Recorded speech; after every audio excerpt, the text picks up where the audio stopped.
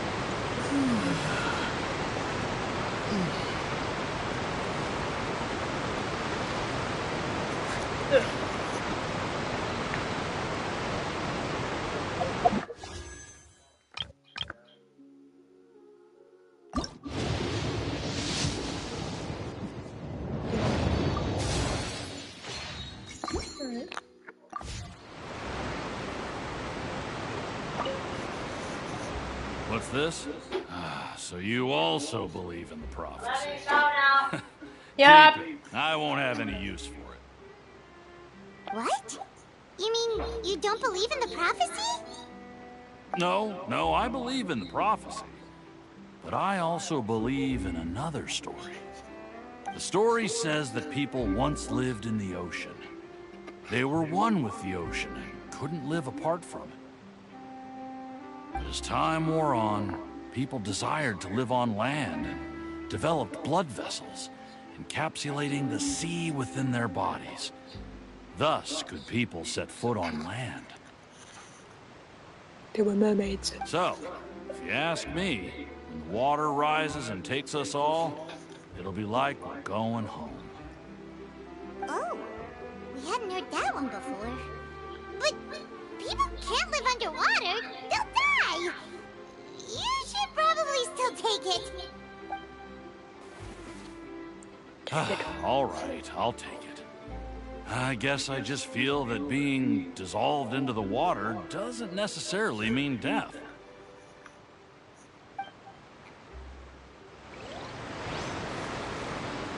What do you think? Pretty interesting story, huh? Wait, I forgot.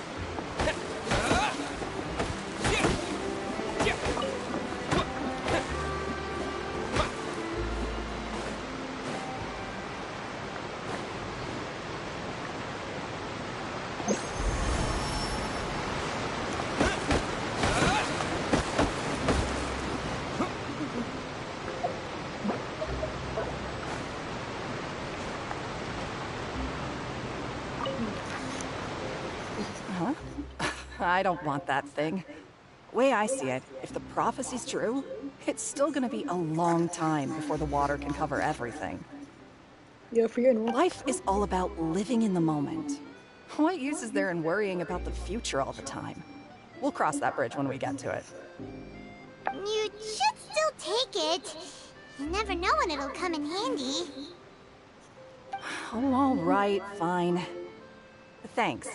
It's just that if I start moving, that means I've already given up on the life I have now. I'd really rather not. I really can't imagine what it would be like if things changed.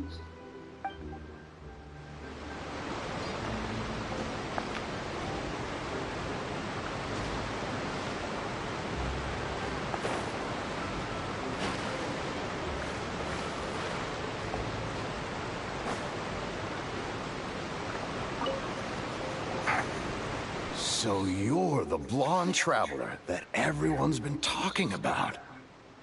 My apologies for not recognizing you earlier.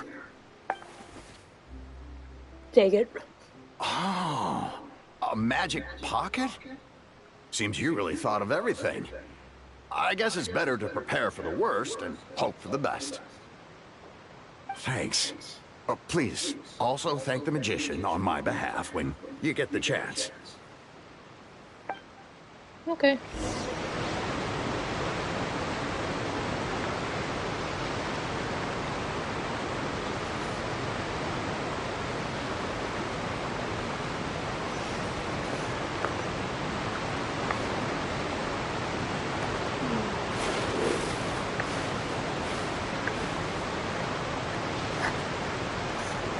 Oh, you already handed out all of the magic pockets? That was fast. So, what did people have to say? I bet you heard some, interesting opinions. Yes, but that will change once disaster strikes. I know they'll change their minds, so it's only right to help them prepare. Is there anything else you need to do before we leave? Yes, one last thing. I have the magic pockets made by a workshop in the court of Fontaine. Since we're out and about, I was thinking about bringing him some more materials. So, you want to collect materials? Just tell us what the materials look like and we'll help. Many hands make light work. Oh, that would be much appreciated. We'll need some romaritime flowers. I remember seeing them near the waterfront on the east side of the harbor.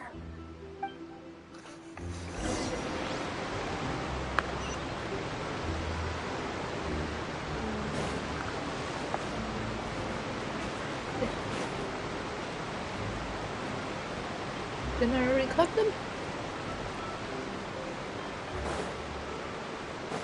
Oh, these ones. It seems we have to use Hydro to collect romaritime flowers.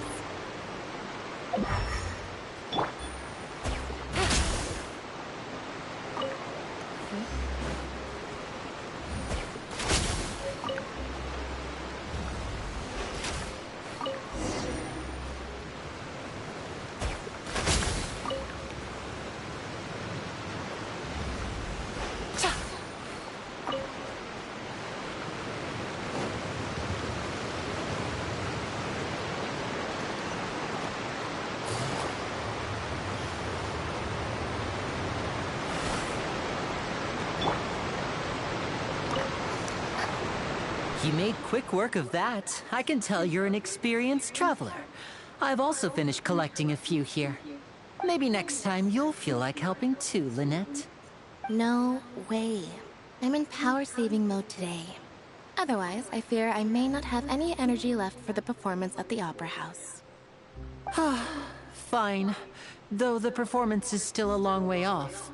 Now that we're finished here, we should get ready to head back to the Court of Fontaine.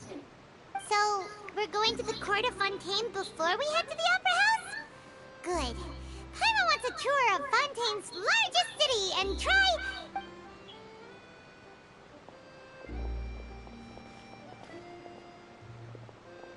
Wait, shh.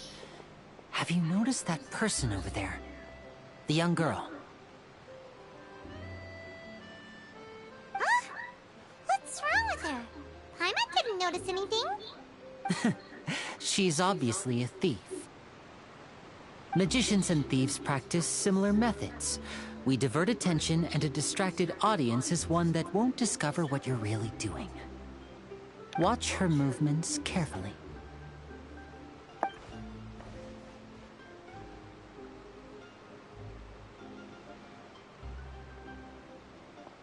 Oh, he's right! Shh, keep your voice down. We need to think of a way to catch her, but it seems she's very alert. Perhaps we should split up. You two can ride the lift over there and wait up top. I bet that'll be her escape route if she tries to run. Understood. All right, let's go.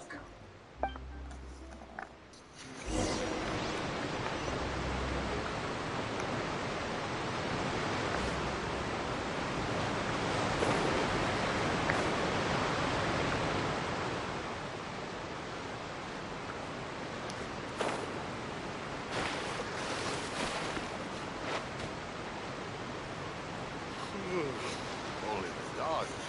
Like that.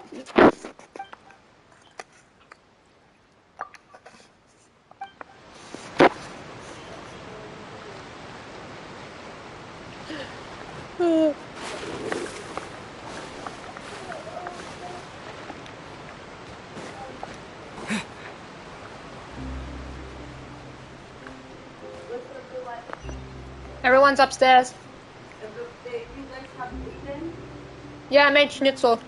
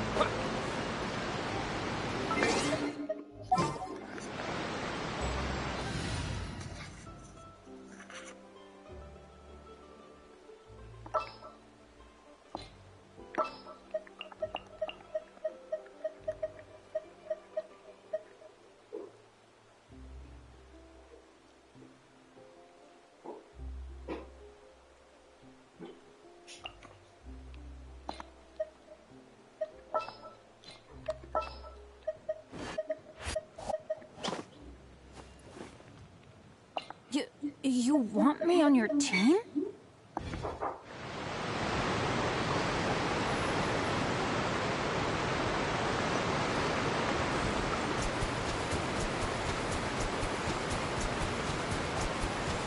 Water jet!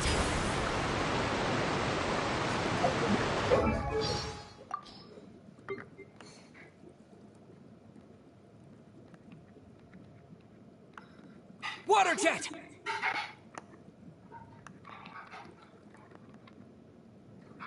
Wipe out! Bombs away!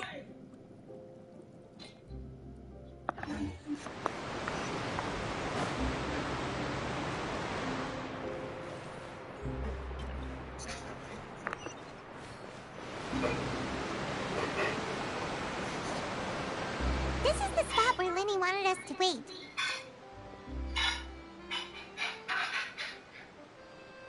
Oh, look! Isn't that her? Mhm.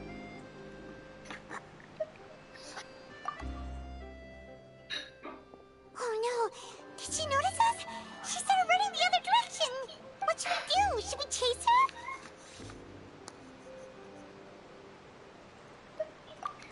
You're right. She might also be trying to lure us away.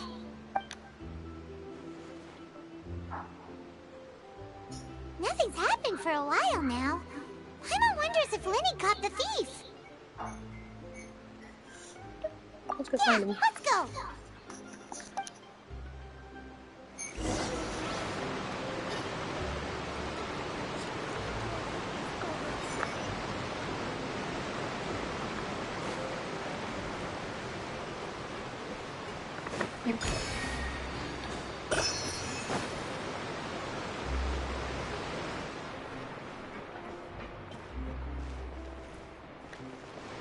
Hello. Are you sure that's all she took? You should check to make sure you're not missing anything else. No, that was all. Oh, I can't thank you enough. I didn't notice a thing earlier. Anyway, I should be going now. Thanks again. Oh, were you returning what the thief had stolen? That's right. Pity I wasn't able to catch her. She distracted me by dropping the thing she stole on the ground. By the time I looked back, she was already gone. I saw the general direction she went, but Lenny twisted his ankle, and I needed to make sure he was okay. Oh, did you get hurt, Lenny? I'll be all right. It's just a twisted ankle, that's all. In fact, it's feeling better already.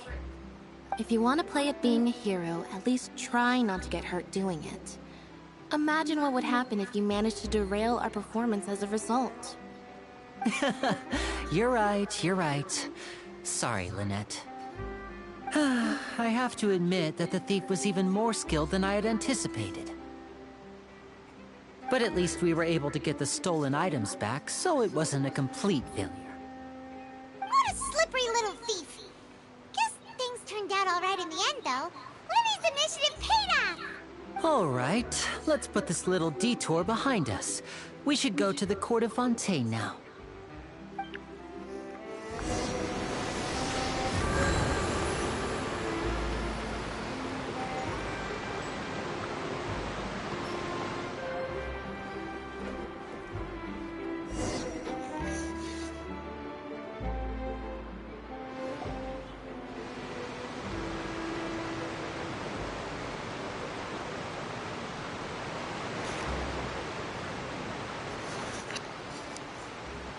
So, we ride this thing to go into the city? What an ingenious way to get around. People in Fontaine really know how use water. This is an aqua bus. It allows people to travel between several key locations around Fontaine. It's pretty convenient, but the ride can become a little dull after a while. The scenery is always the same. That's why it's better to travel with friends. So you mean it's still boring even when I'm riding with you? No, that's not what I meant. It's just that, well, you don't really talk that much. Besides, it doesn't really feel like a real trip when it's just the two of us. It's the same as being at home. Whatever. Guess that's what it's like to be an older brother. It's about time for us to leave. Let's get on board.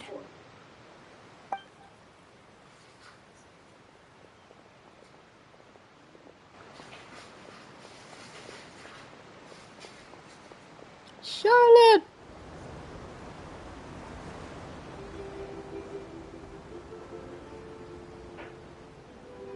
Huh? What? Traveler! Paimon! Charlotte! Oh, I never guessed I'd bump into you while riding the aqua bus. In the story of my life, this is big news. What are you doing in Fontaine? I didn't hear anything about you paying us a visit. Yeah, it's quite the coincidence. But as travelers, we're always on the move. It's not surprising that nobody knew we were coming. Though we still have no idea how the Hydro Archon knew about us. Oh, let Paimon introduce you to our new friends. Oh, no need for introductions, Paimon. I would recognize the great magician Linny and his assistant Lynette anywhere. I wouldn't be much of a reporter if I didn't know who they were. It's a pleasure to meet you. I'm Charlotte, a reporter for the Steambird. Nice to meet you. From the Steambird, huh? We've often relied on your paper to promote our performances. It's an honor to meet you. Now that everyone knows each other, Fontaine suddenly doesn't feel like such an unfamiliar place. So, what have you been up to lately, Charlotte? Any big news? Not too much. When there isn't any breaking news, I mainly cover the trials at the Opera House. Well, howdy there. You could still manage to keep readers' attention as long as you tell things from a clever enough angle, even if it's the same old topics. Will this be spoilers for you? For example, reporting on how a scammer once deceived vulnerable girls into relationships, or how a financial criminal was once so poor that they ate a single piece of bread for 5 days.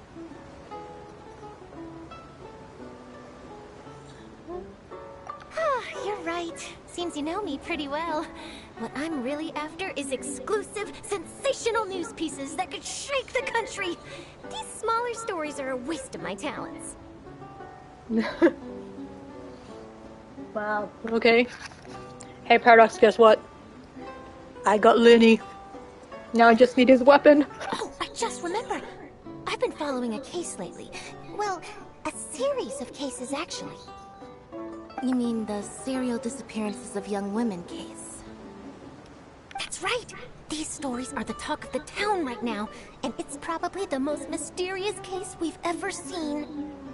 If I'm the first with a draft ready to publish when the case is finally cracked, and it's the headline story in the Steambird, oh, when that happens, I bet all the other reporters will shed tears of envy. I've already gathered all kinds of materials. I just can't wait for the truth to be revealed. Okay, Paradox, I need to show you the party setup and Hydro Traveler. So, what is the serial disappearances of young women case? You mean the culprit hasn't been found? That's right. The first missing girl case happened almost 20 years ago. Damn, that's a long time.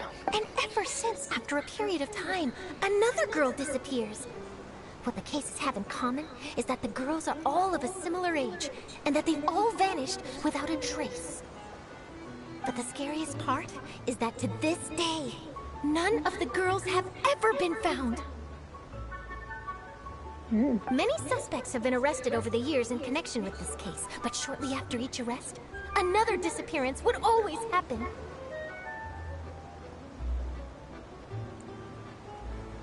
Must be more than one. Yes, it's possible. But either way, I believe that every case has some precise truth behind it, waiting to be exposed.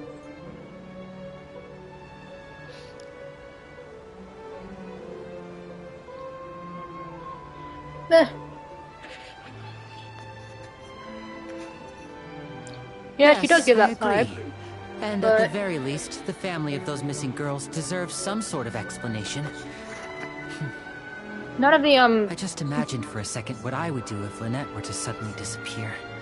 I'd pay any price to get her back, and then find a way to track down the culprit.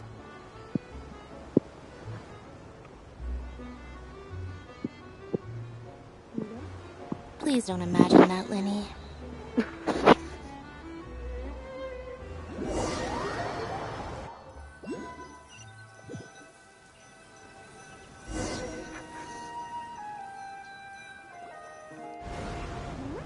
Hey, we're almost there! Look!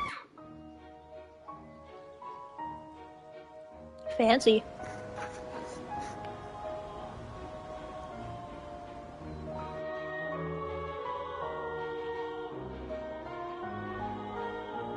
There is something I want to test out in the water, though. Once we are free.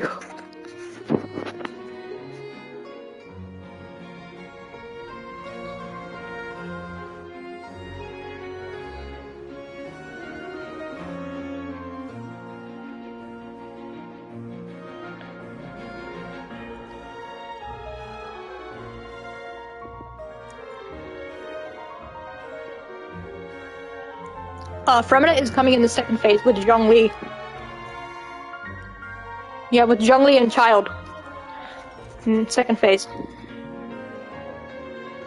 Well, I really enjoyed chatting with you. Life should be full of pleasant little surprises like this. Yeah, us as well. The ride went by too quickly. I have an interview to get to. I should get going before I'm late. Bye, Charlotte. Okay, Hyman hopes we can chat again soon, Charlotte. See ya! Bye now. Oh, be sure to stop by and see me at the Steambird when you have time. Okay, bye-bye. What a tough job. Always running around and interviewing everyone. Well, where should we go now? Indeed he is. If you don't mind, how about we stop by my home first? Besides, I still have all the materials we collected. Sure, we wouldn't mind at all. This city is so huge, Paimon wouldn't know where to start anyway.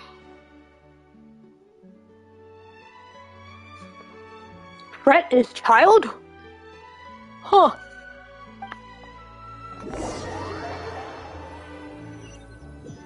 I never knew that.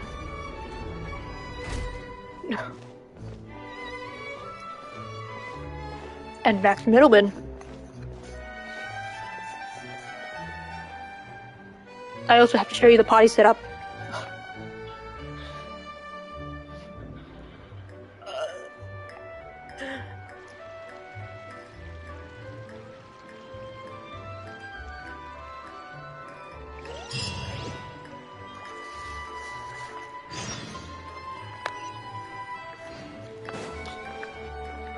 Where's the water?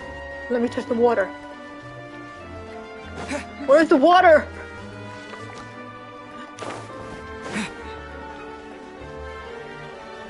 Where is it?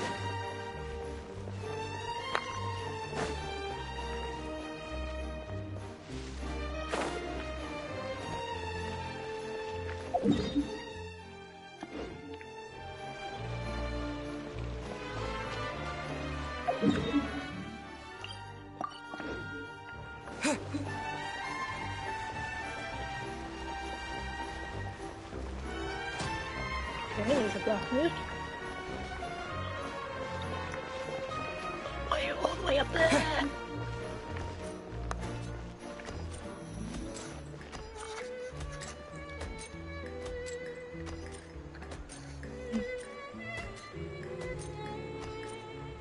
And now two moved.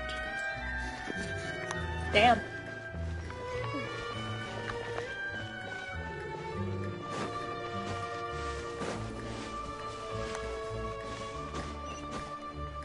Wait. Look at this. Pew pew. Go!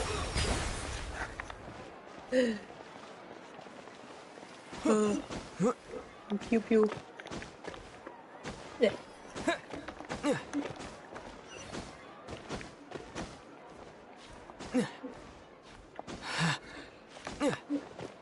Where is it? I need water. Ooh.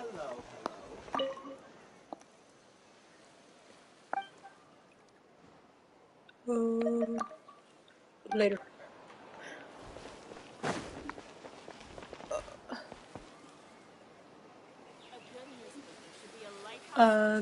That's Netland after Fontaine. It's the pyro area.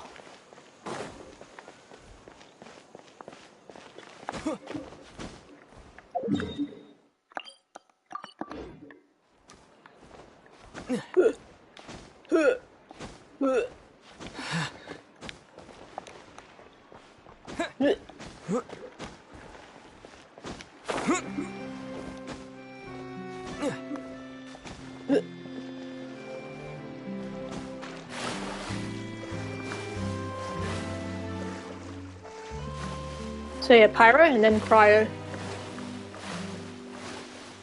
Oh, we got a quad.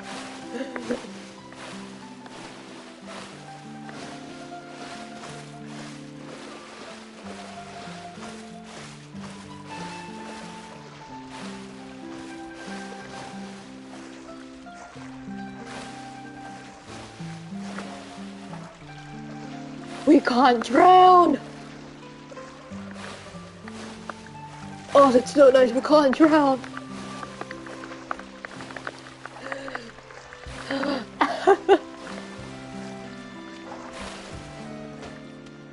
Oh, we can't drown.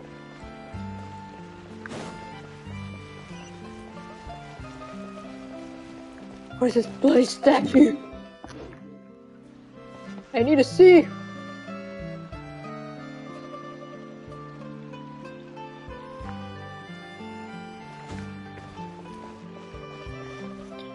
There's no stamina bar for Fontaine. You can dive underwater.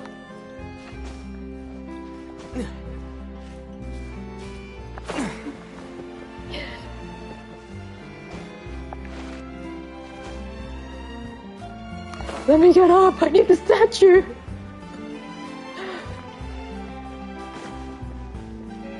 Oh, elevator, yes. Wait.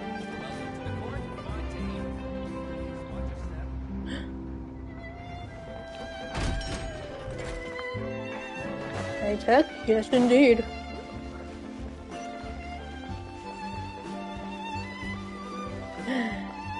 Look at the dogs. Bruno.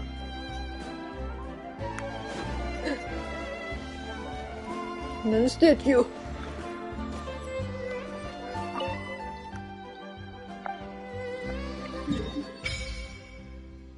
Oh my god.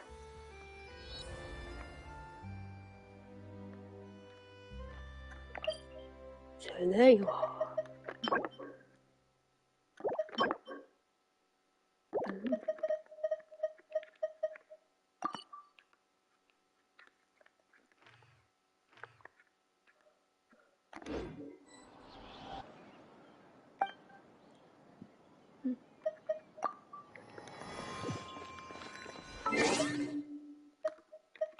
What is this?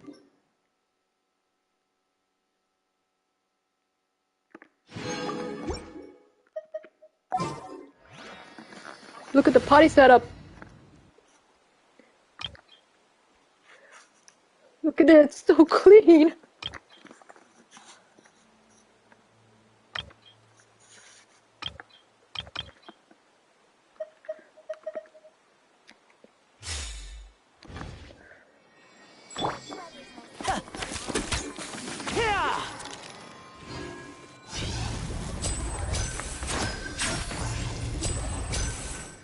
Background, I know.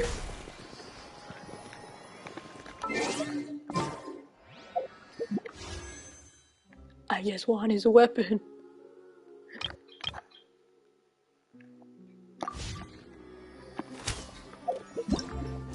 What is this?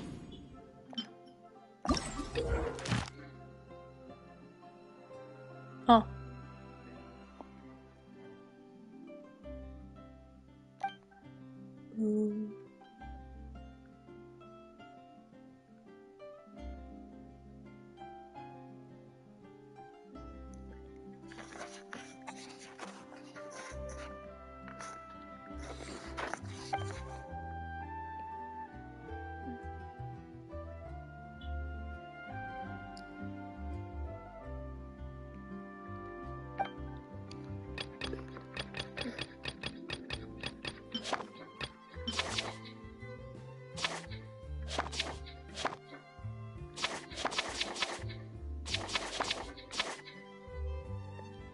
Would you mind if I did this before? You know what? I'll do that after.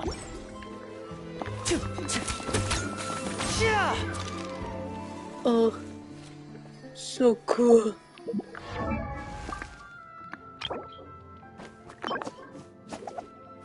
So you need the crab. And you need that. Okay.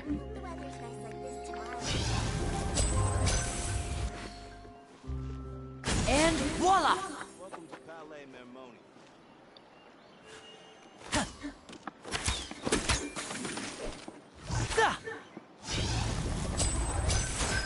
Oh! Okay. Back to the story.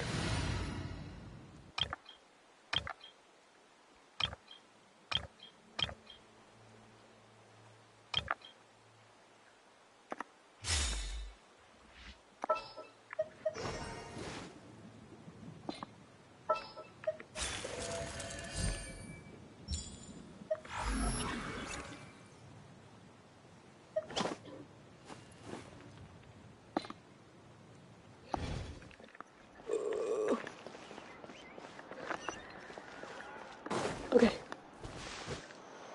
Oh.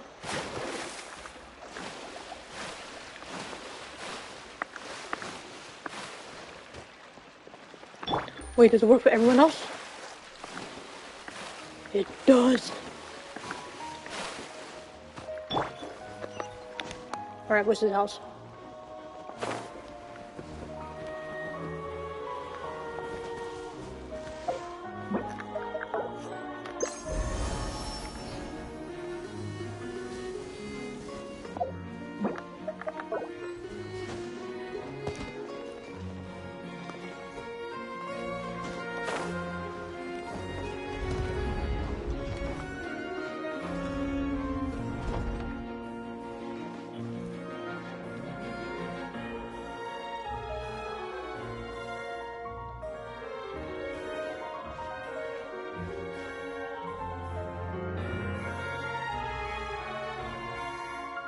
Oof. Glad I'm not a mod.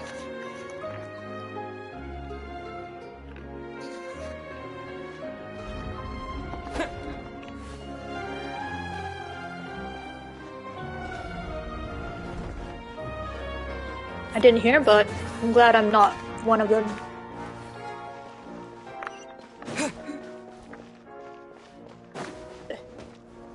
Where is it?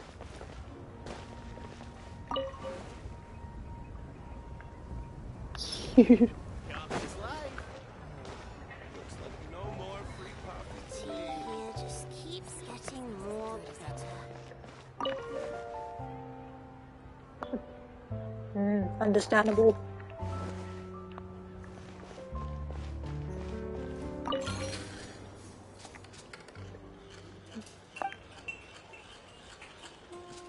They don't like the giggity?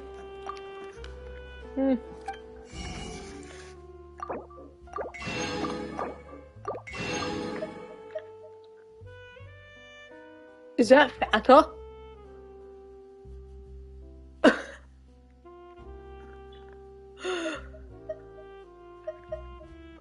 Oh my god, it's Fanta.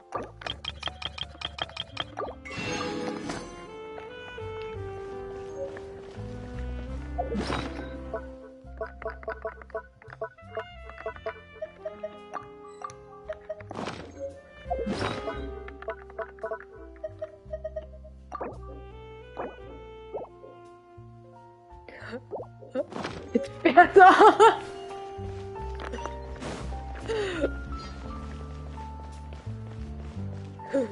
Oh.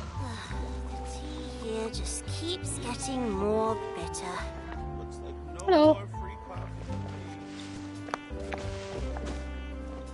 coffee. This is our current abode. Good setup.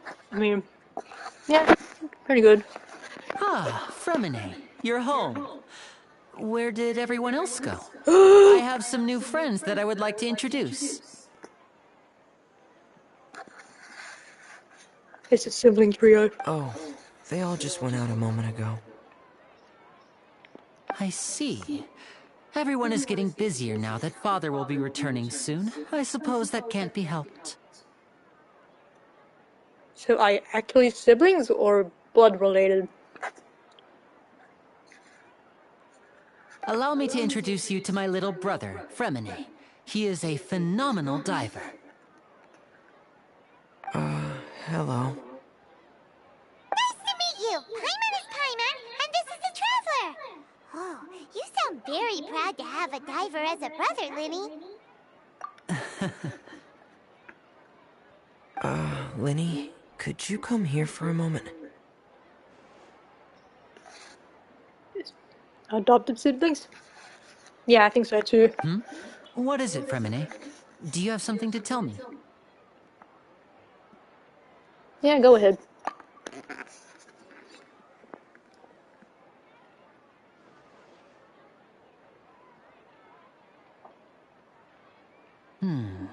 Okay, I see. Is everything alright? Oh, it's nothing. We were just discussing a little housework. Sorry for the interruption. Oh, before I forget, the Traveler and I collected more materials to make magic pockets. Were you able to get any, Fremine? Yes, I went diving and gathered lots of materials. I was about to give them to you. That's our Fremine, always quick with the underwater work. All right, I'll take these to the workshop.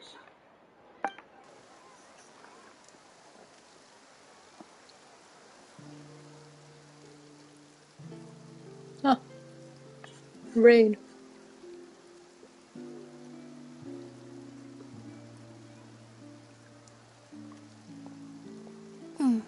Looks like rain. Sounds like a sleepy window.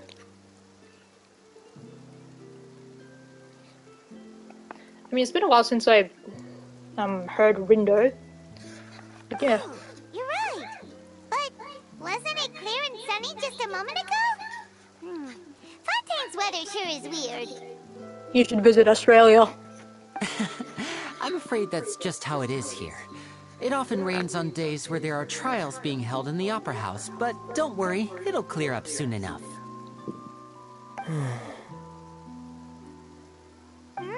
What's wrong, Fremine? There's a legend about the rain that I tend to believe. It's said that a dragon of water once resided in Fontaine. Though we don't know where the dragon went, every time it weeps, the skies will cloud up and pour out rain. There's a hydro dragon? When I was a child, my mother told me that if I wanted to go outside and play, I should yell toward the sky at the top of my lungs. Hydro dragon! Hydro dragon! Don't cry! Is it the dragon of If it's an Fontaine? elemental dragon, then having the power to make it rain wouldn't be very unusual. Let Paimon try something. Hydro dragon! Hydro dragon! Don't cry!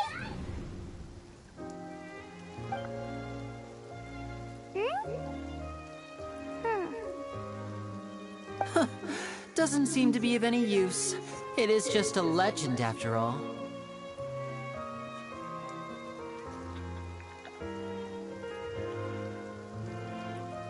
When you think about it, there has been a dragon of each element so far. The pyro and cryo dragons are gonna be insane. You know, you might be a more popular magician if you understood the concept of romanticism. Or could at least play along. Sorry. It might be because we've never met the Hydro Dragon. Perhaps it can't be comforted by the words of strangers. I want to eat food.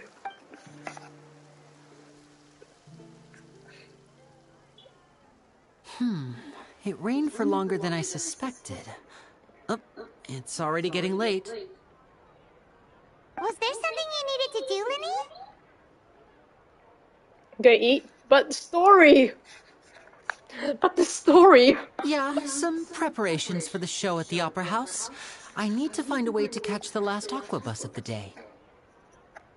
On the day of the performance, just ride the Aqua Bus to the island of Araneus. I'll have Lynette meet you at the fountain in front of the Opera House. Sounds good. Oh, are you leaving now? Yes. How long have I been live? I mean, I started streaming 56 minutes ago. So, not long. There's already a part 1. On my channel. So, I haven't been live for long. What is it, Fremine? I'm in a hurry. Oh, I get it. You feel nervous delivering the materials for the magic pockets, is that it? 1 more hour, then go eat? What if it's 2 hours of story? Perhaps we could trouble the Traveler to help us take these materials to the Beaumont workshop and deliver them to the owner there? I'm afraid that Fremine can be quite introverted, and the boss there tends to be pretty talkative. Fremine has always been a little afraid of her. 2 max, but I'm also an introvert. No trouble at all. Don't worry, we're on the case. Sorry for the inconvenience.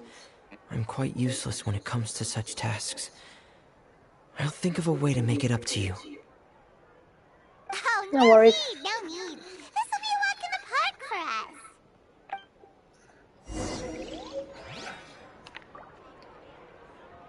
No, I'm a neat. There's a difference. There is. How is there a difference? Thanks again, you two. I really can't deal with that lady.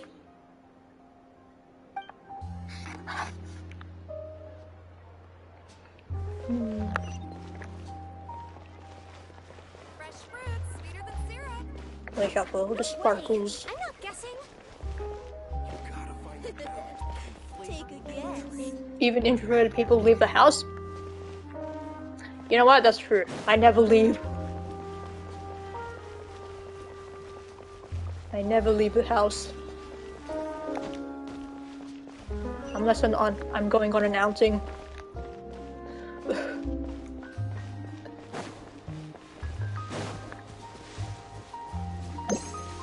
Huh.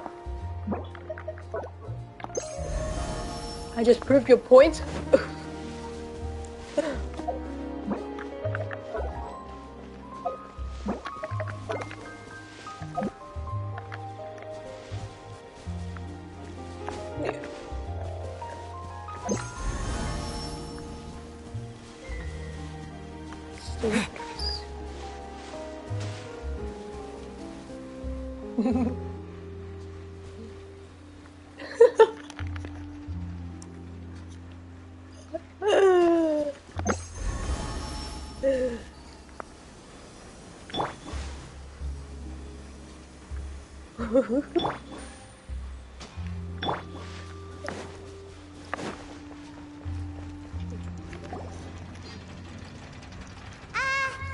Hello? Is there anyone here? Oh, hello there. New customers? Looking to buy, or do you need something made? Or perhaps you're just looking for a chat with me. None of those things. Oh no, we're just here to deliver some materials. Here they are. They're for making... what were they called again? Ah, these must be for magic pockets. I could tell right away. I've already made several orders worth now. Do we need to pay? No need. They've already prepaid several batches worth. When they told me what they'd be using them for, I even offered them a discount. but they insisted on paying the full amount, saying that I had a business to run. It seems both their hearts and their pockets are made of gold. Whoa. So, is Lenny actually loaded? Can you share? I can't say for sure, but who knows? Maybe there's good money to be made being a magician in Fontaine. Hey! Is this machine what you use to make stuff here? It looks really advanced. Why use your hands when a machine can do the work? It would be a waste not to use the latest technology, and wasting is a kind of crime. But where does a big machine like that get its power from? Well, it's a little complicated. I'm not sure I can put it in layman's terms for you. But basically, everything we usually use here in the city is powered by indemnitium. It's a type of energy that's produced from trials. Huh? How can trials produce energy?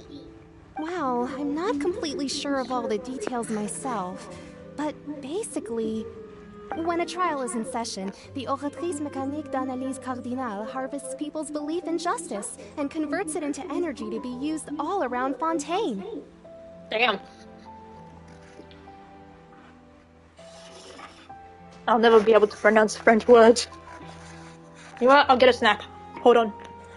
I shall be back.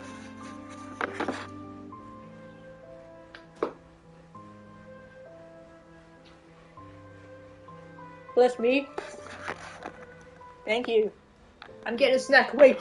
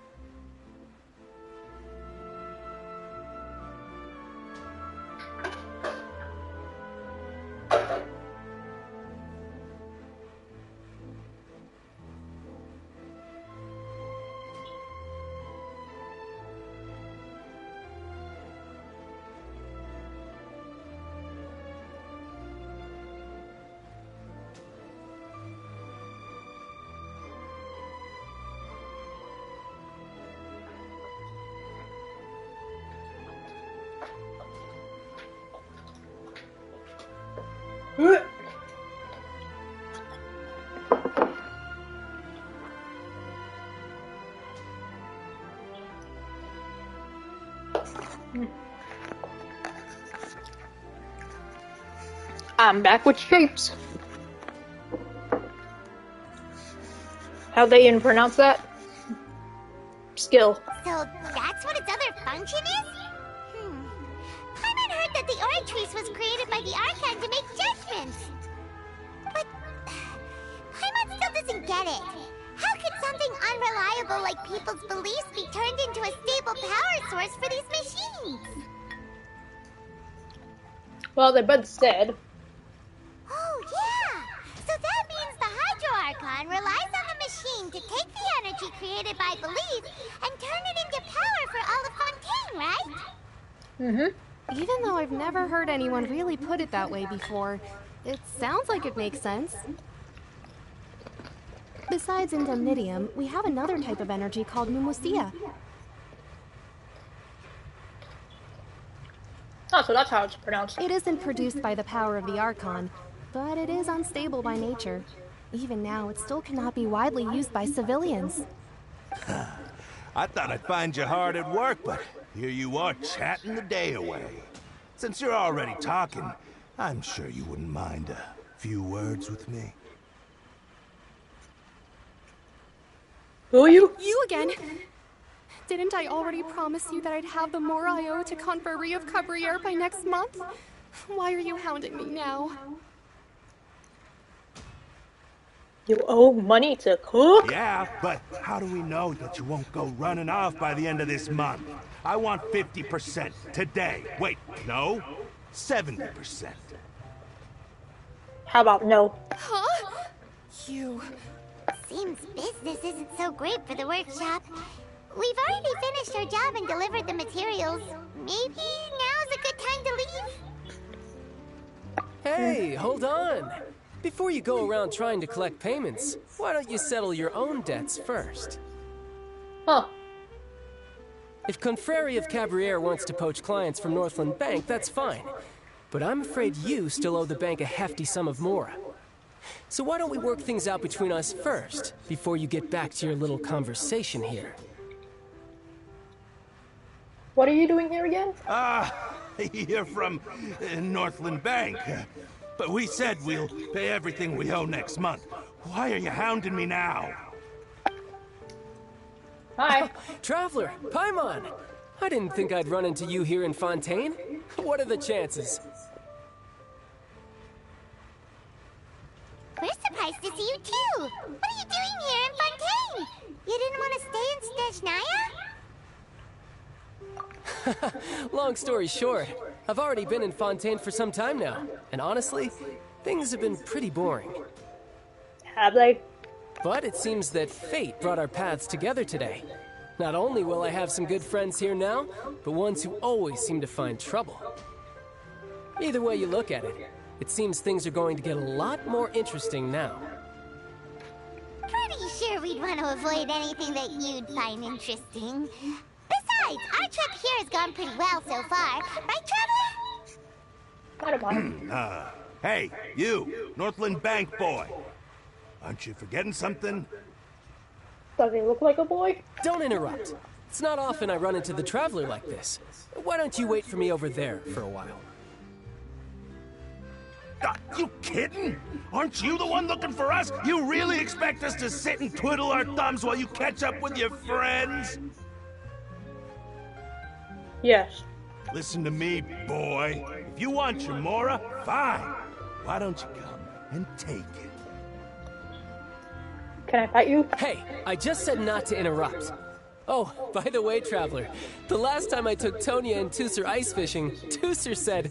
Hey! That's way over the line! All right, boys, let's see who has to pay up now! Fight time. Can you at least let me finish one sentence? Fine. Though the bank told me not to get rough with our clients. You're the ones who started it. This is an act of self-defense. You two will have to be my witnesses, okay? But I want to fight them! Go ahead. I'm unsure this won't take long. Alright, go do your thing. Ooh!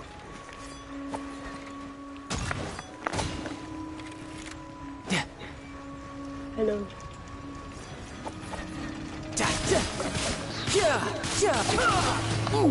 Hold on. Every time! Hello?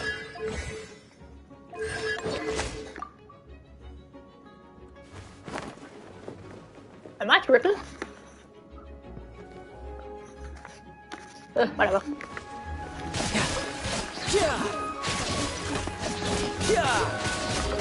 Shouldn't let your guard down.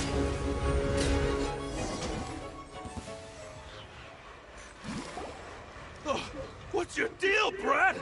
How are you so strong if you're just a staffer from Snezhnaya's Northland Bank? Wait, don't tell me you're... Oh, now you notice. It's a little late, don't you think? Just make sure you understand that you don't mess with Northland Bank. Got it?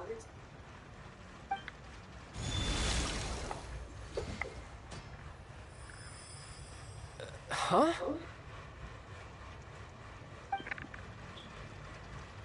Now's my chance!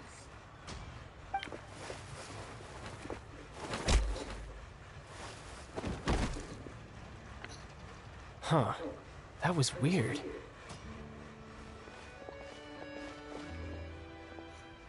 What happened? I'm not sure. It's as if I suddenly lost control of my hydro powers when I needed them. Maybe there's something wrong with my vision? Look at them running in the background. Strange. How could that happen?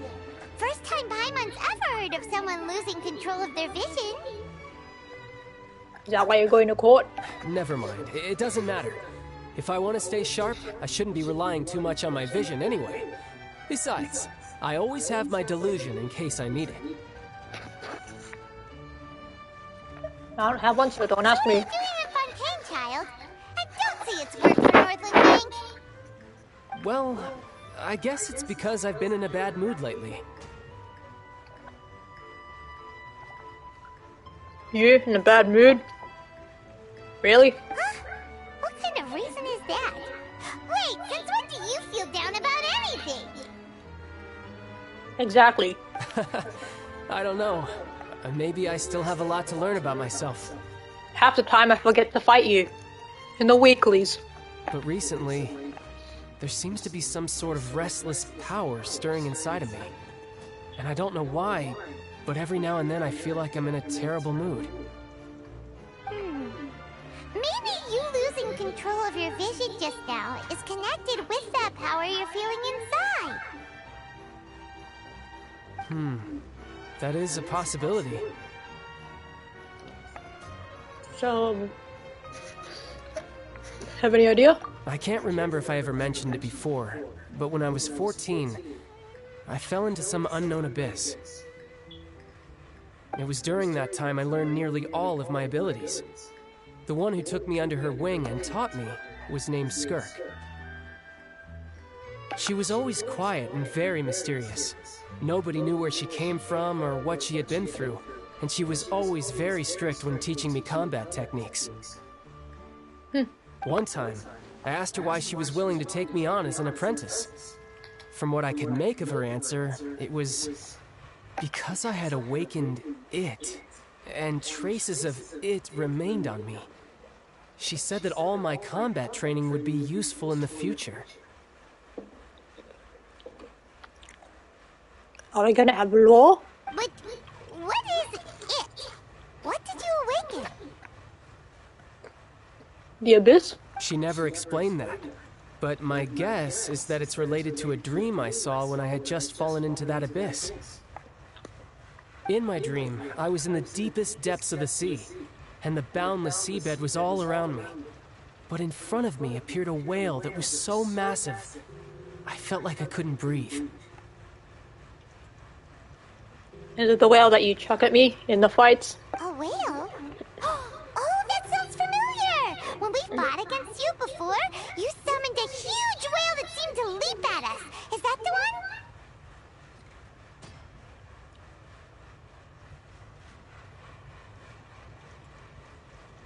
one? That's just an abstract form of a whale that I create using my elemental powers. It takes that shape because the scene I dreamt of the whale has always been stuck in my mind. I'll never forget it. So you used the whale as inspiration for one of your moves? Huh. Seems a little twisted to Paimon. It's connected to your... So why don't you just go ask your master? Maybe she knows the answer.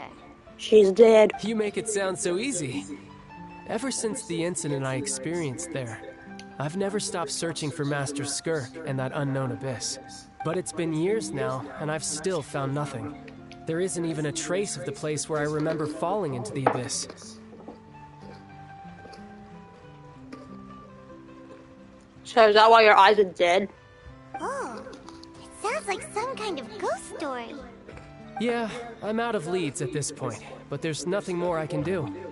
It seems that strange encounters in this world tend to be elusive like that. Oh, seems the time really flies when I'm talking with you. I just remembered I have somewhere else I need to be, so I should get going. Okay, bye. What? More work for the Northland Bank? No, it's more of a personal appointment.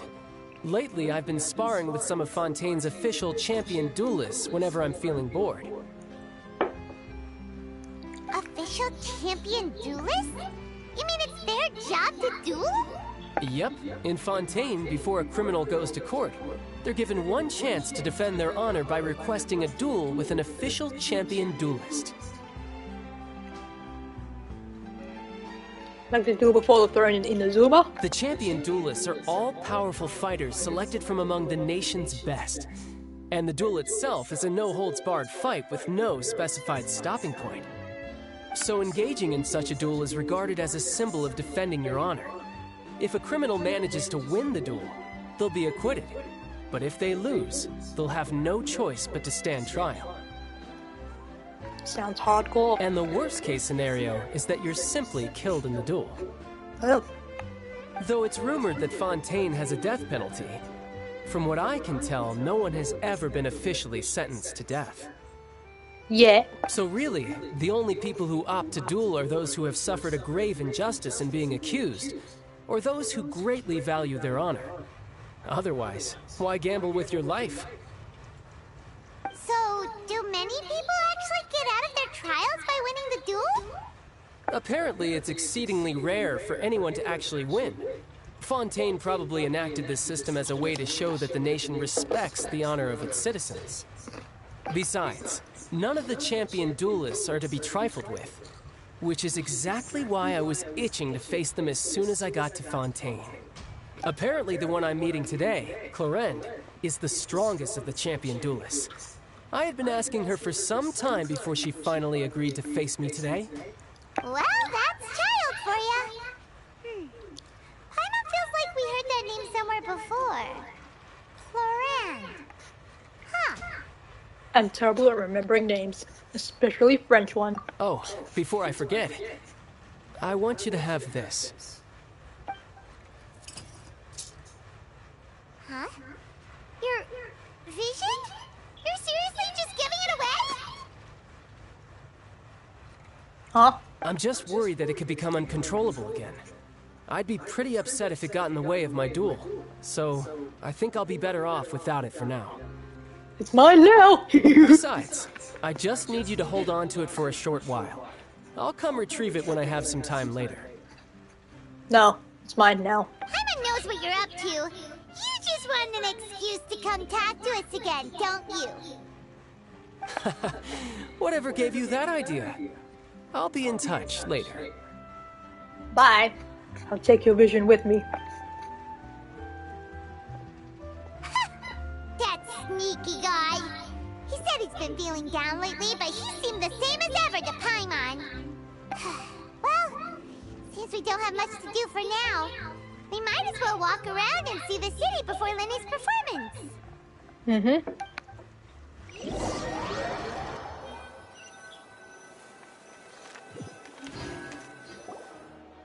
Wow! Who could have seen that coming? The reporter who was barely around for most of the story was the murderer all along! It's rude to spoil. Sorry. Paimon was just surprised, that's all. Whew. Paimon never saw that twist coming. The murder mystery novels here are amazing. Alhaitham would be proud. The whodunits here in Fontaine are a lot different than the light novels you see from Yai Publishing House. Both have their merits, but Paimon thinks this style of novels are more, well, novel. It's so exciting to reach the moment when the mystery is uncovered, especially in the one Paimon was just reading. You should buy a copy and read it too. You already spoiled it. Oh, sorry about that. Paimon will be more careful next time. Hey, shouldn't we be heading to the Opera House to see Linny's performance soon? It's almost time for the show to start, so we should get going. Okay. Linny said that the Opera House is on Aranias, so let's go ride the Aquabus.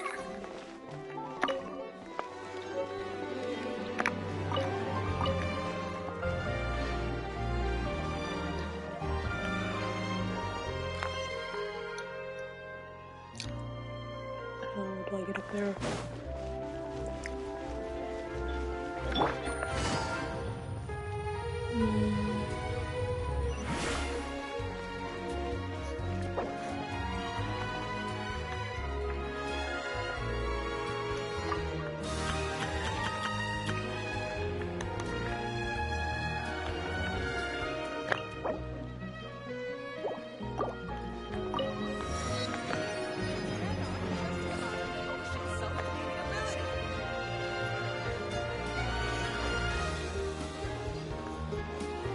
Go to the board.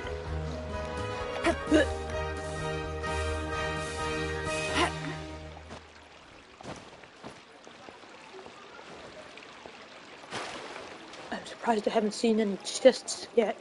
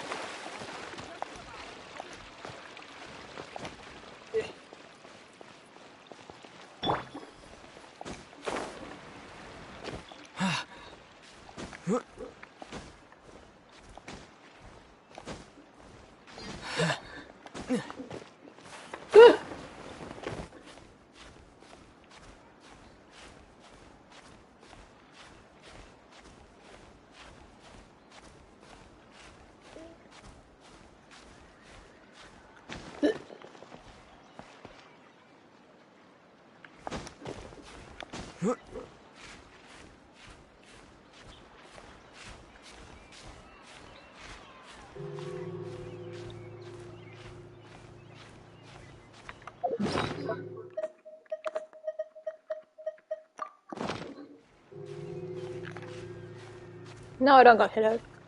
No, I don't got them. I almost fell. That's why I screamed.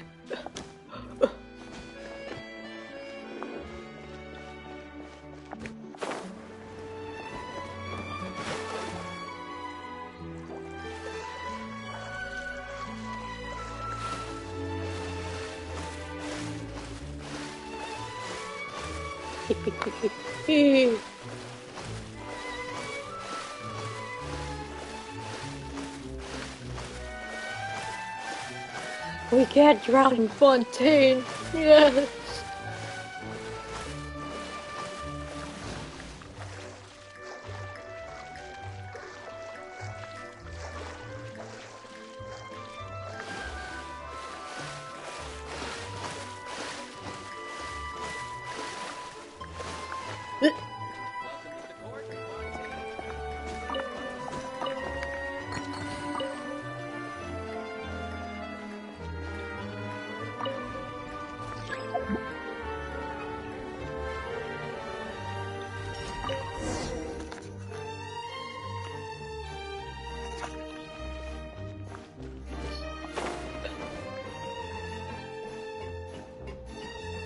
Adorable. Look at her. She knows everything.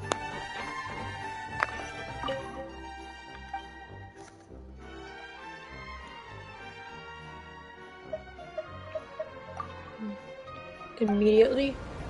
Oh, okay.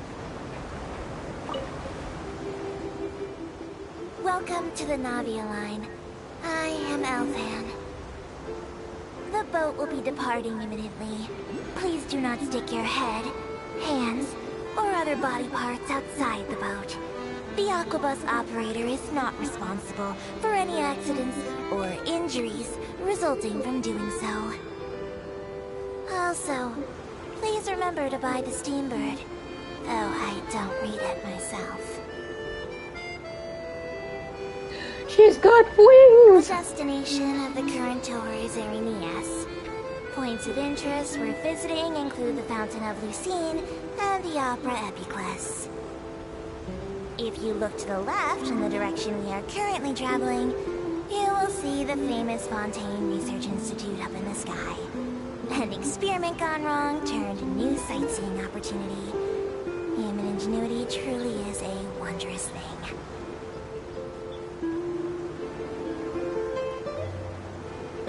My friend will never be able to handle this. Rest in peace, mobile players.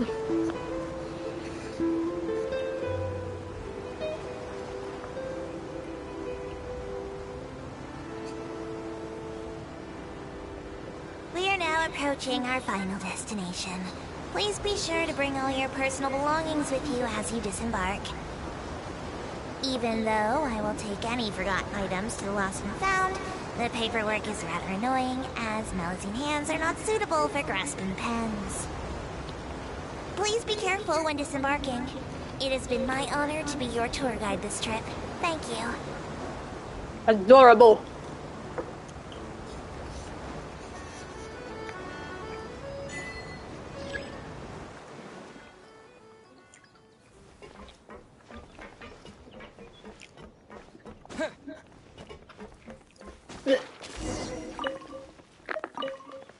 Cabbage.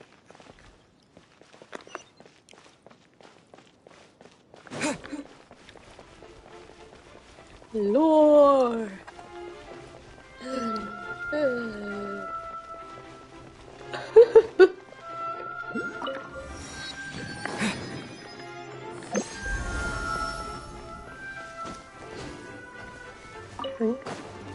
I just.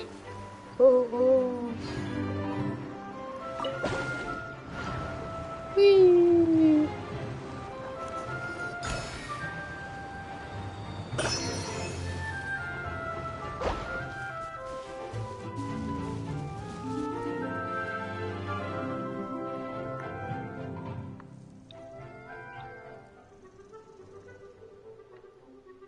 Oh.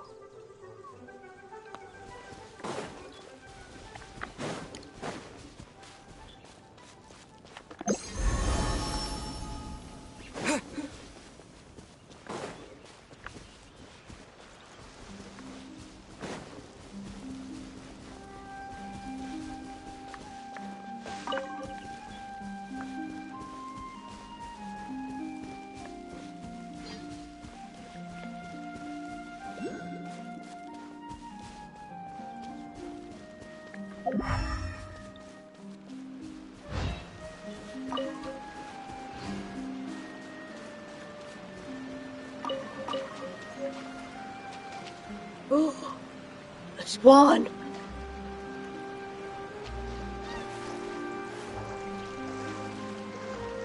Oh. What is this? Mm-hmm.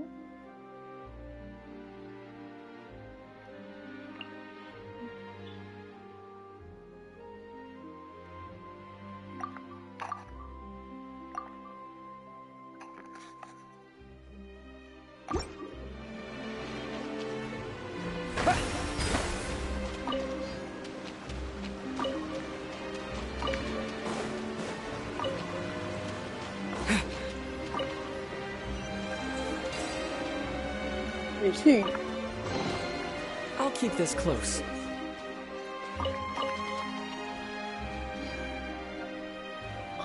God, swans.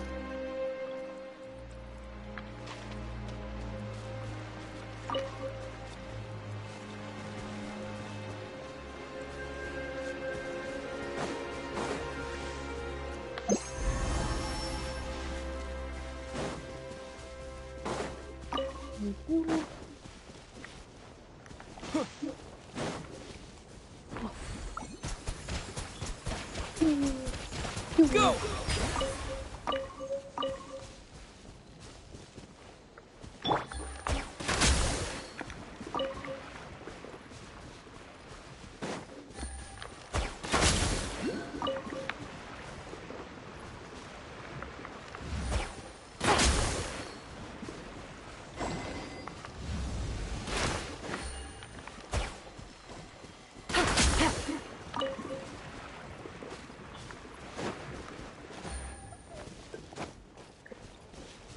What do I do with you?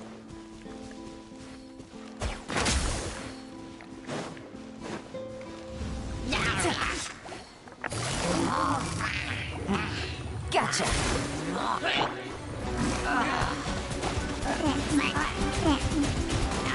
Water jet!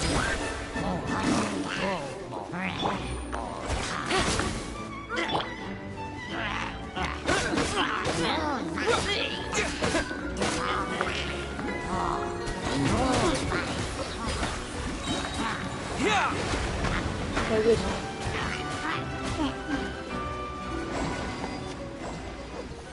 Sticky. Busted.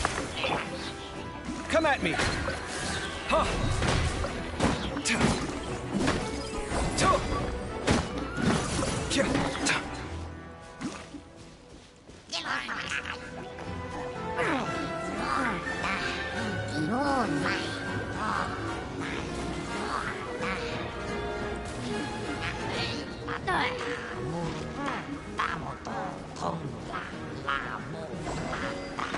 Watch and learn! Sight clear!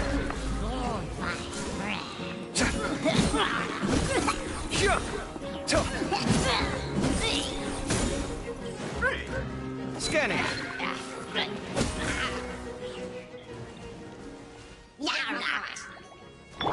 Go in! Water jet! Sight clear!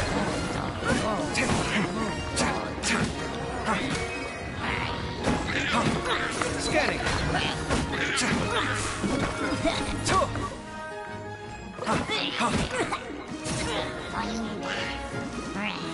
I'm so confused. I'll do with you later.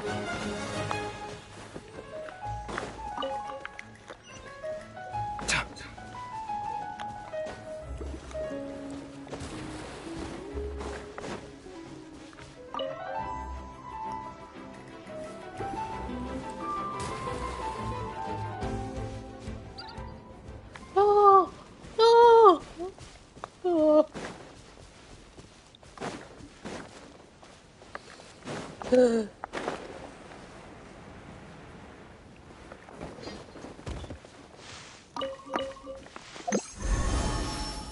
This is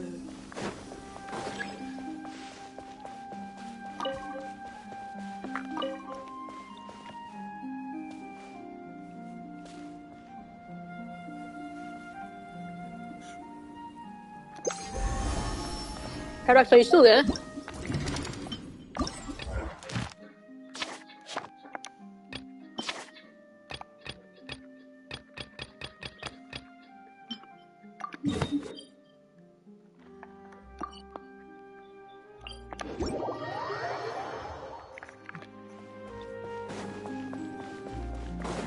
Hip.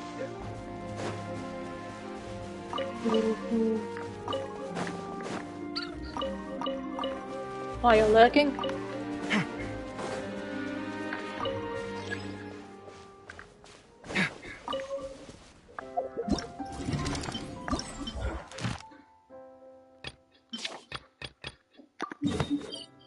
It's all the way over there!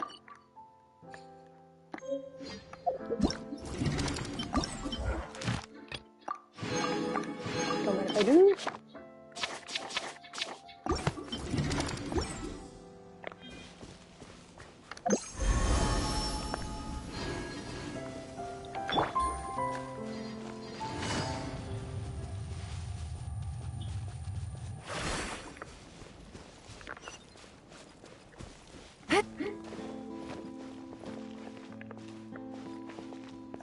What you doing while you're lurking?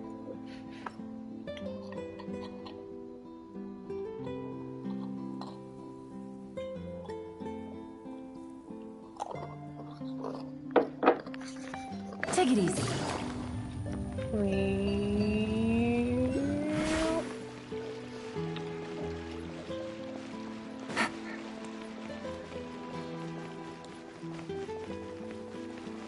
Ooh, Final Fantasy 14. Nice. Take it easy.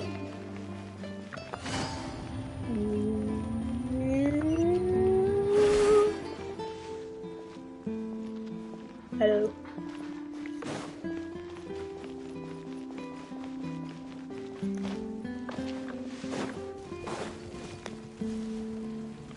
They confuse me.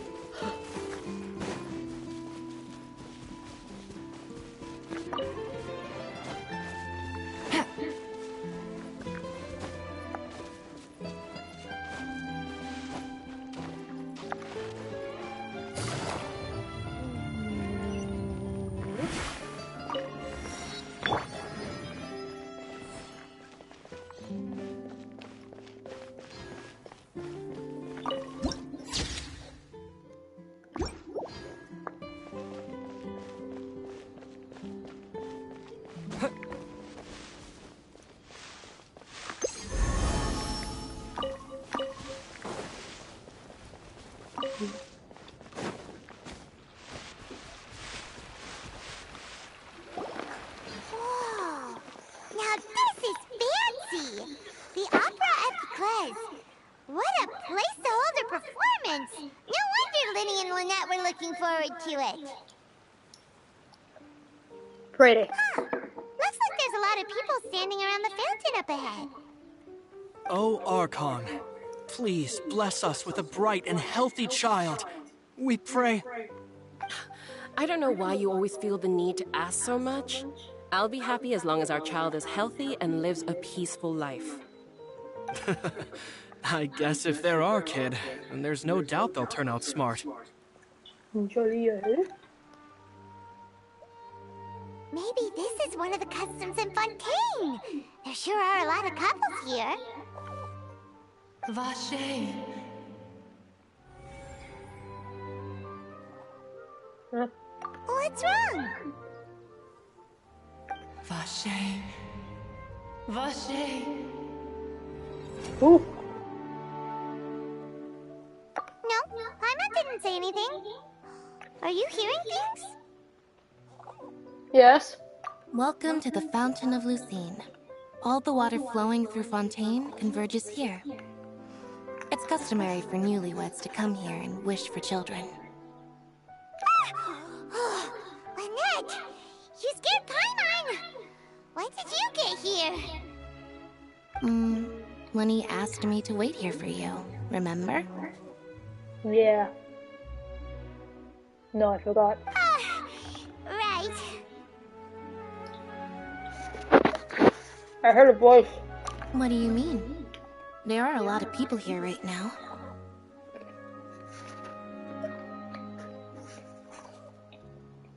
Seemed to come from the fountain. Hey, you're not trying to scare Paimon, are you? Besides, it's the middle of the day. It's not the time for eerie things. I see. I might be able to tell you something that could help explain the voice you heard. In fact, you might not be imagining things at all. I suspect that what you heard is a result of your hypersensitivity to the hydro element. Others in my family have had similar experiences. It's because of his sensitivity to the hydro element? But what would hearing a voice have to do with elemental power? When do you cry, Paimon? Wait, what? What does that have to do with anything? Just answer me. When do you cry?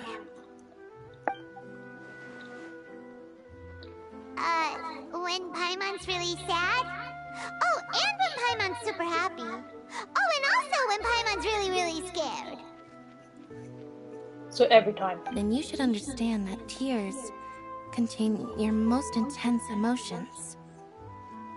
Like I just mentioned, the Fountain of Lucine is where all the flowing water in Fontaine converges.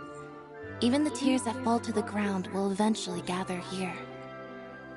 So maybe what you heard was the intense emotion coming from someone's tears. I'm not sure I buy it. So, what did the voice say? That was a name? Huh.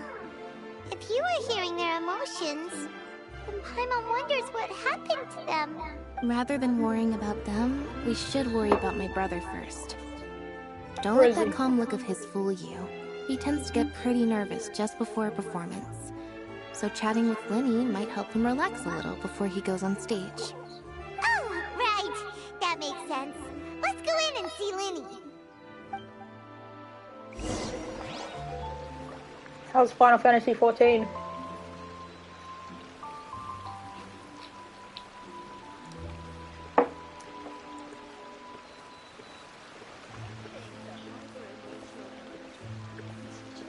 Oh, sure.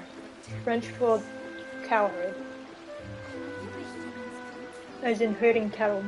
Could it be herding cattle for slaughter? Or herding the people under false leader? Ooh! Nice theory. Pew, pew, pew, pew, pew, pew, pew. Water jet!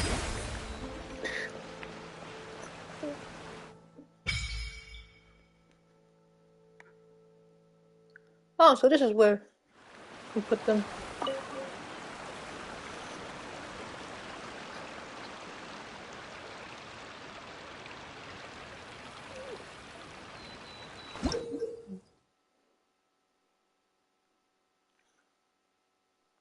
The place is too peaceful.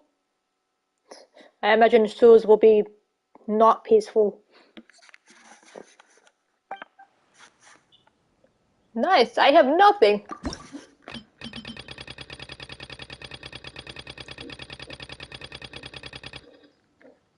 Damn.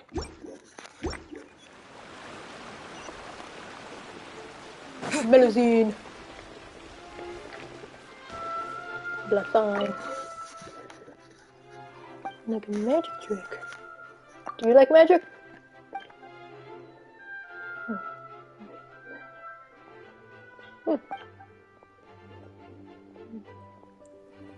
Human melusine. They have little wings, it's so cute.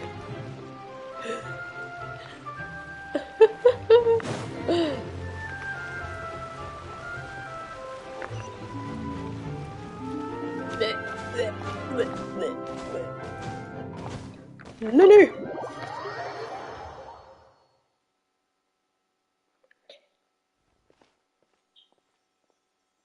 Ooh. Ah, Traveler and Paimon. Good to see you. I knew you two would come. Indeed we have. Are you kidding? We wouldn't miss it for the world. We've been looking forward to it. I can tell, judging by how early you've arrived. But you're actually right on time. The audience still hasn't started entering the venue yet, which means now is the perfect chance for us to take you to the best seats in the house. Wait just a moment, I'll fetch the tickets. Okay.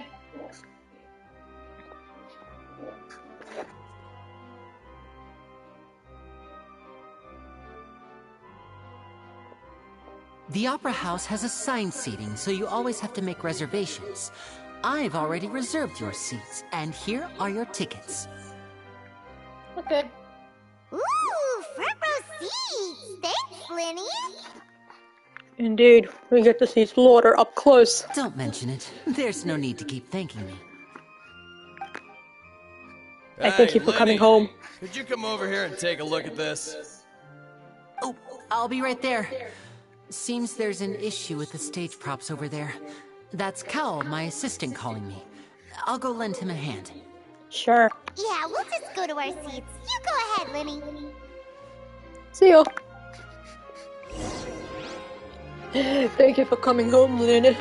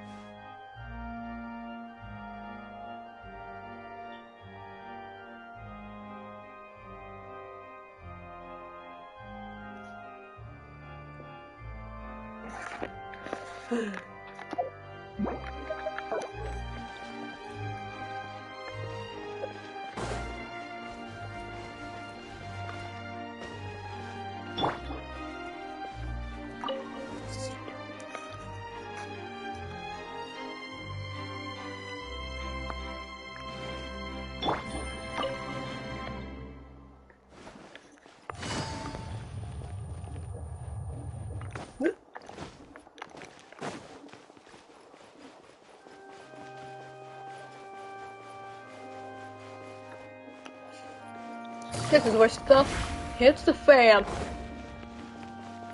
I'm here for plot.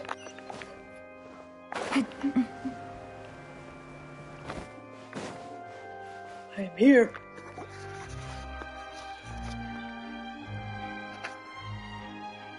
Ooh! These should be our seats. Come on, let's sit down.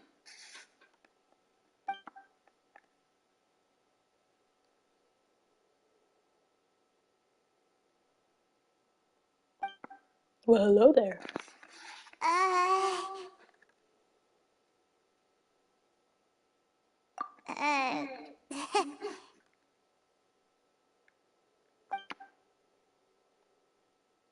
Sup, Rachels? Hey, traveler. Maybe we should strike up a conversation with the person next to us. Since we're sitting together and the rest of the place is practically empty still, it's kinda awkward if we don't say anything. Isn't that your job? You little... Of course you put this on Paimon. Excuse me, I did not realize you felt awkward. I am terribly sorry. Don't be. I would be perfectly happy to chat with you if that is what you would like. Yes, speak to me more. Oh! So you heard all of that, did ya? Boy, you sure have good ears. Paimon thought she was keeping her voice down. Wait, that's not it, Paimon's... Sorry. Paimon's the one who was being rude, talking under her breath like that. So, let's talk, but, what should we talk about? Shut up. Oh, Paimon's got it. You're also here early and sitting in the front. Are you a friend of Linny's too? A friend, you say? Well, if Mr. Linny would like to be my friend, I would be more than happy to reciprocate. Oh, so you're not friends with Linny then? Oh, this is getting more awkward by the second. Paimon nearly forgot to make her introduction. Nice to meet you. Paimon is Paimon, and this is the Traveler. We just arrived in Fontaine. Hello. It is an honor to meet you two. I have heard of your deeds across Tevat.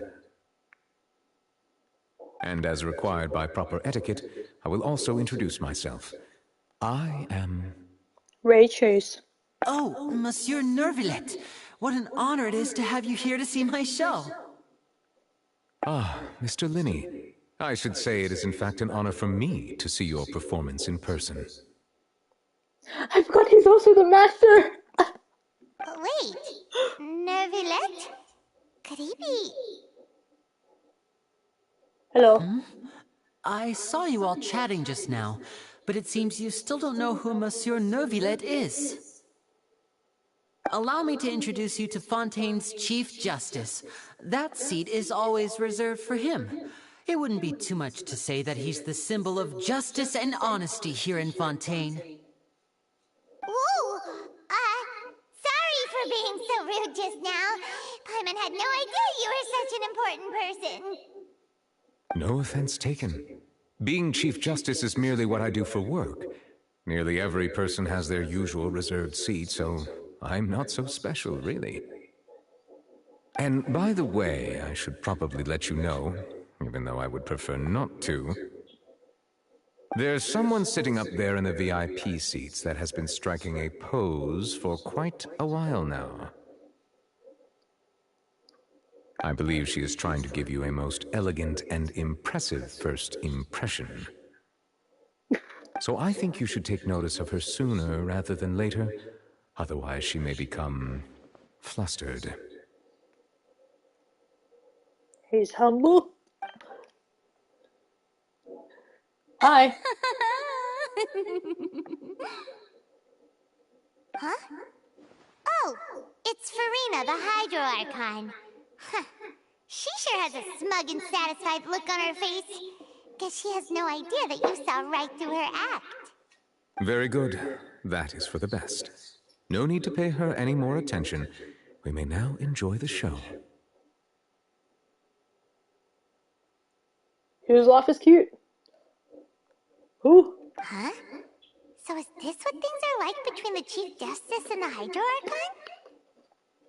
All right, please wait just a moment longer. I've pretty much finished my preparations, and the performance will start as soon as the audience has made their way to their seats. Yay! The show's finally about to start! Paimon can hardly wait! Paimon's never seen a real live magic show before! Sinister but cute, the Hydro Archon. Yeah, she is. I don't know if I'll pull for her though. Ooh! They're dimming the lights! The show must be starting! We've never seen you sit down.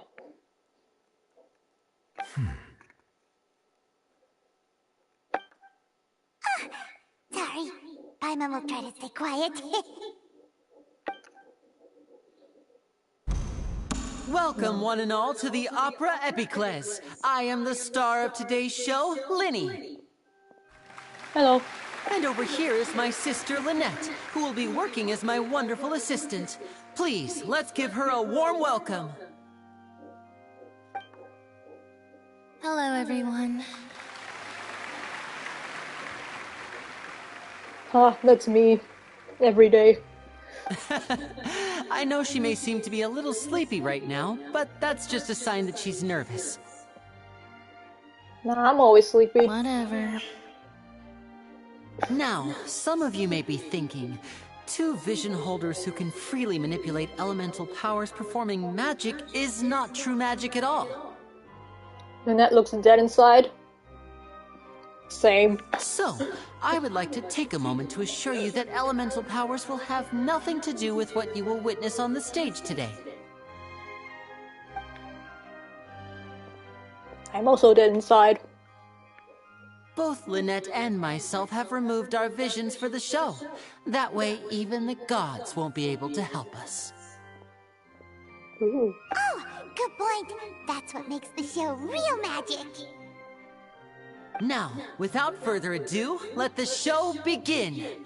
Lynette will now exit the stage to make some preparations.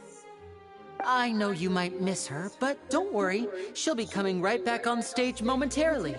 Perhaps in an unexpected way. I'm sure she'll be stealing the spotlight soon enough. Oh, and before I forget, there's one more thing I should say. You never know what can happen in the blink of an eye. Is that a threat? A magician's greatest skill is making things disappear or appear. The possibilities are endless.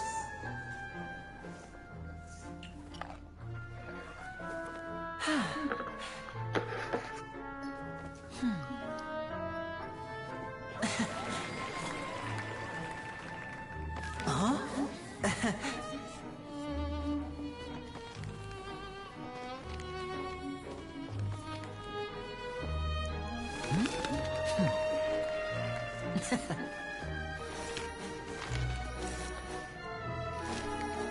But this isn't what you came for.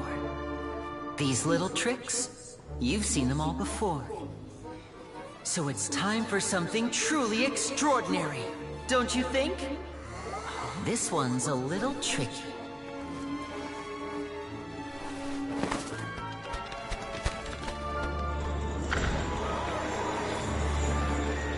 Using this water tank, I shall make my sister vanish completely, right before your very eyes.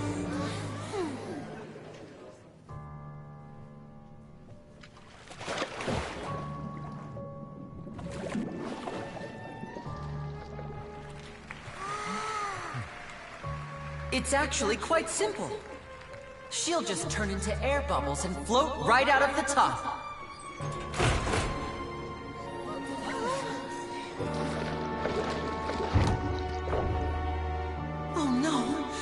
told them to check all the props carefully. With the lid on, even air can't escape. An amateur magician would be getting very nervous right around now. Luckily, it's me on stage, so let me show you what a true virtuoso can do.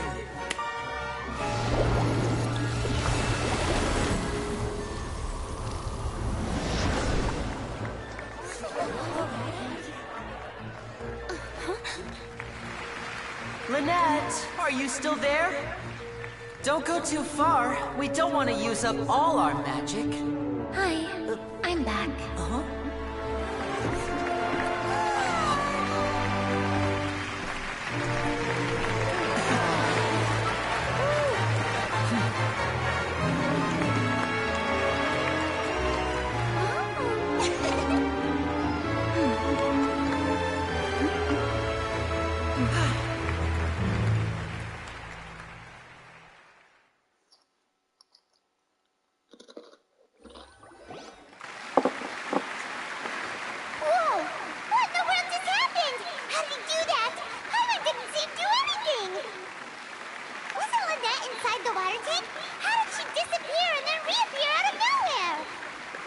No wonder he's famous. If we could see easily through his tricks, then that would mean that his skills are still lacking. To appreciate magic, you should focus on the show happening on stage, rather than getting caught up in trying to see that which has been intentionally hidden. That's right. Paimon couldn't believe her eyes when Lynette reappeared. Amazing! Thank you everyone. I'm glad you enjoyed that performance. But our magical journey has only just begun. I've prepared even more astonishing surprises for everyone here. The magic of transformation and disappearance can go far beyond what you've just seen. I'm sure many of you are thinking that escaping the water tank was impressive enough. But Lynette is still my assistant after all. In which case, I have ample time to make all necessary preparations.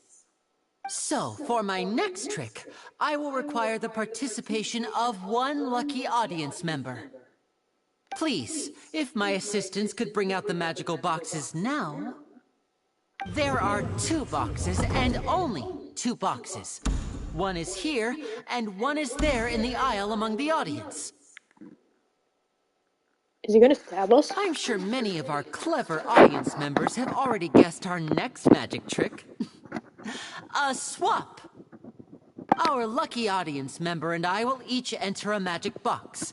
After 1 minute, we will each emerge from the opposite box.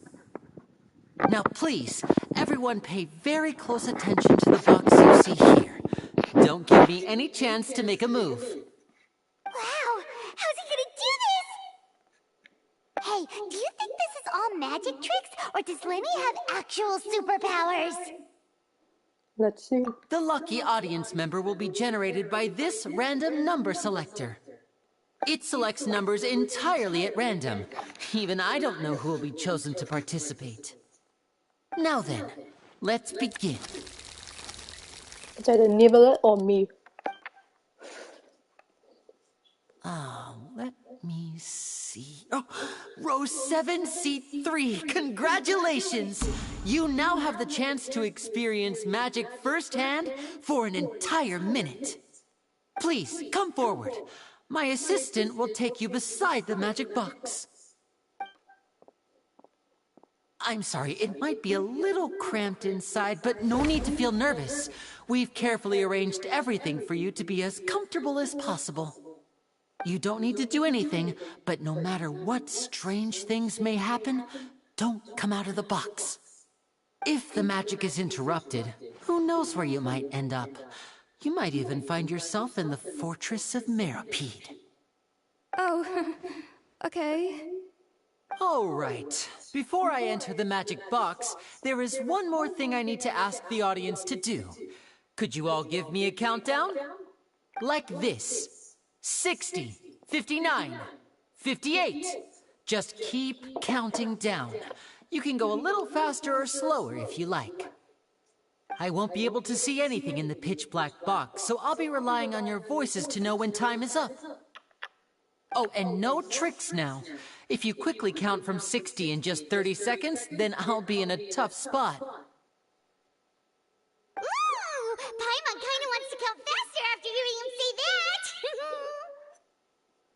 I'm sure No, that won't do. I can see it in your eyes. You still can't be trusted.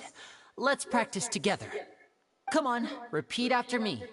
60, 59, 58. 60! 59! 58! That's right, perfect. Keep it going. All right, I'll see you all on the other side once you've finished counting. 54, 53, 52? Why aren't you counting, Nervalet? I am counting in my head. I think things are exciting enough in here as it is. Merely a consequence of my identity and personality. Do not worry about me.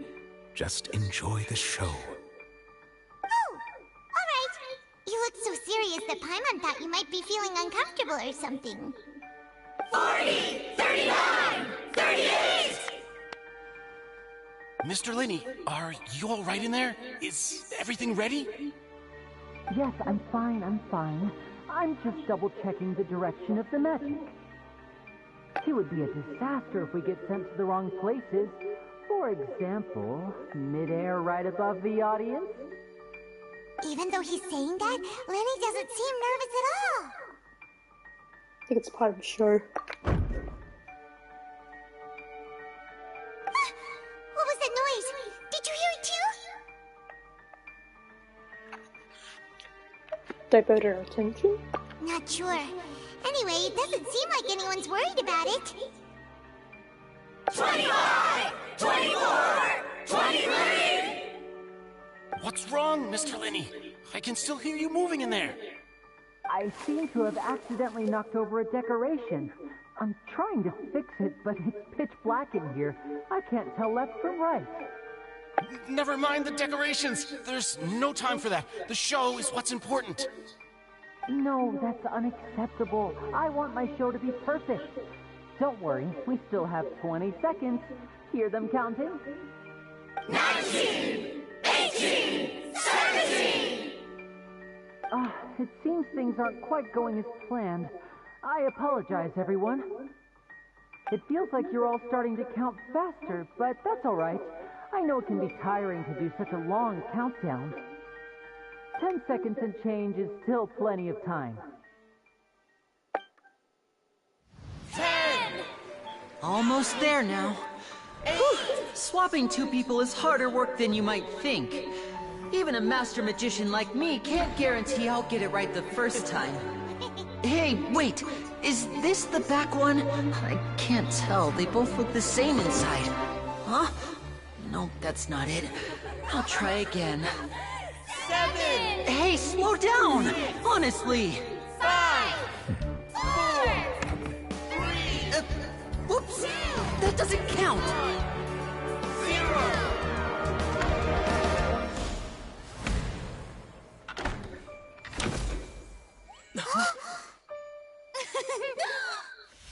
Ta-da!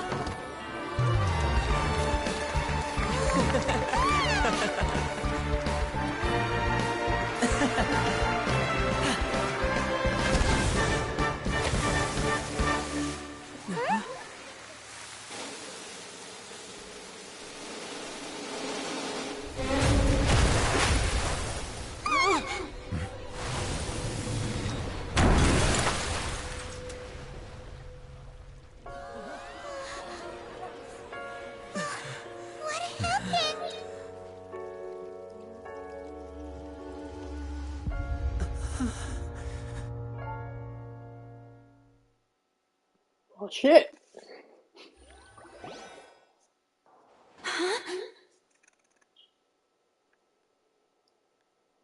Is this part of the show?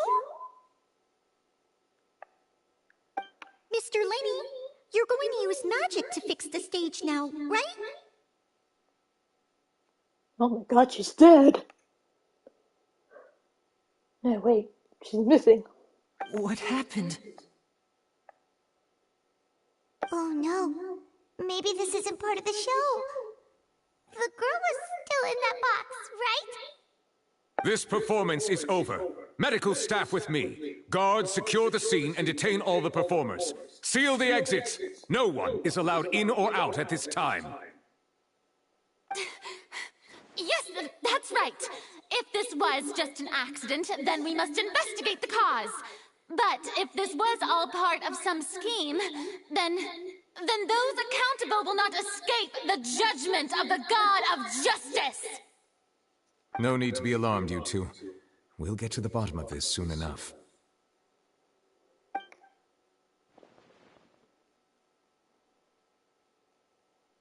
Unfortunately, the person who is in the magic box has been pronounced dead. His name was Cowell, one of the assistants in Linny's magic troupe.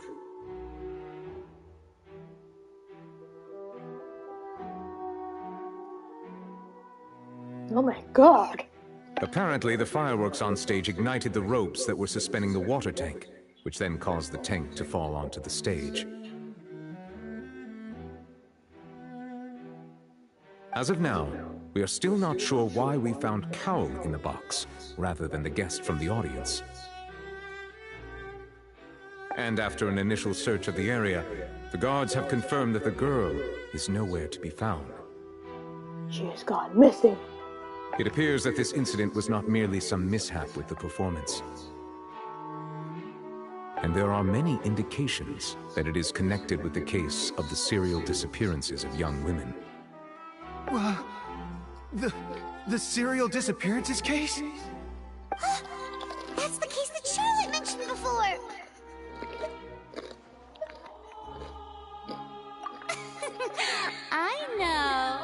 I know the truth. I can see through the whole thing. Really, using such a shallow and obvious mystery as his finale. Did he really underestimate us that badly? Who's us? I say that our powerful magician, Mr. Linney, is now the prime suspect for the serial disappearances case. Huh? Why me? This whole thing was an accident. This all occurred during your magic show, did it not? The missing girl disappeared after being chosen, did she not? The deceased is one of your assistants, is he not? Now that I think about it, that whole speech about magicians making things disappear was nothing more than a provocation, a bald-faced challenge. That can't be right! How can Linny do this? He was in the box on the stage the entire time! We can even hear his voice! Besides, before the show, he told us that he would like to catch the criminal behind the disappearances! He couldn't possibly mean catching himself! He's a suspect at most. Save discussion for a later time, please.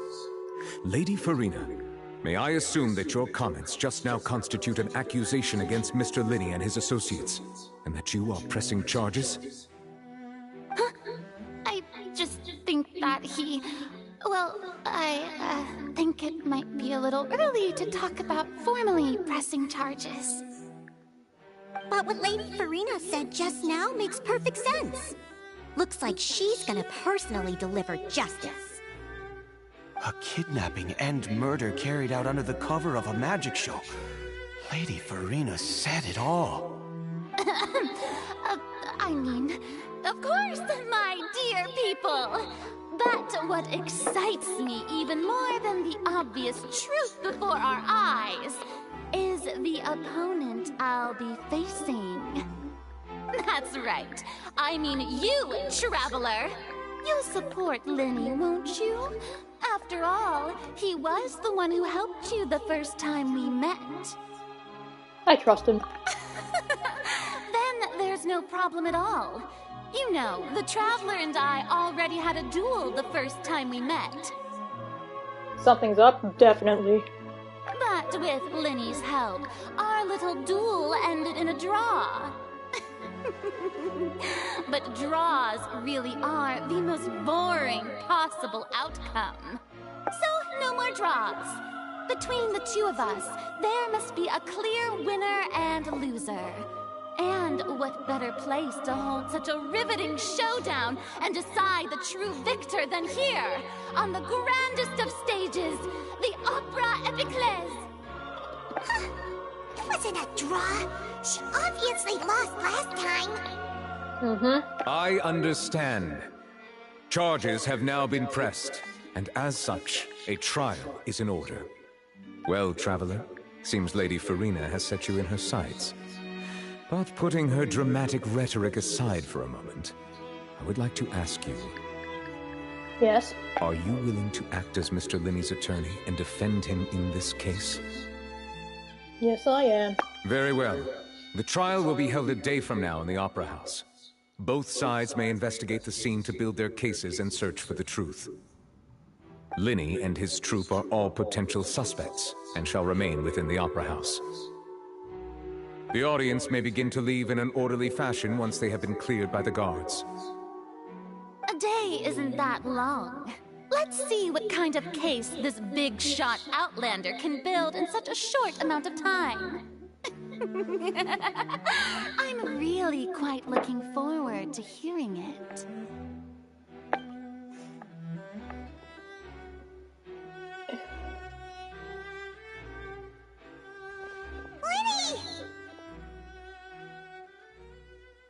Hello. Sorry about everything that happened just now. Were you frightened? Of course! Who wouldn't be scared after witnessing an accident like that? Yeah, I'm a little shaken up myself. How could this happen? And poor Cal. You don't think she's the real Archon? Well, the previous Hydro Archon, passed.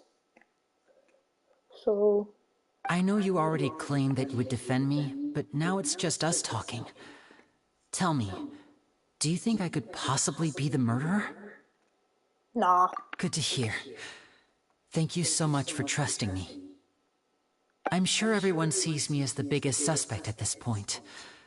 But if you ask me, the whole thing is mysteries layered upon mysteries, such that all that's left is confusion. I don't know whether what happened there on the stage was purely an accident or not, and I don't know why poor Cal was in the box. As for how that girl chosen from the audience could suddenly disappear, I'm afraid I don't have any answers either.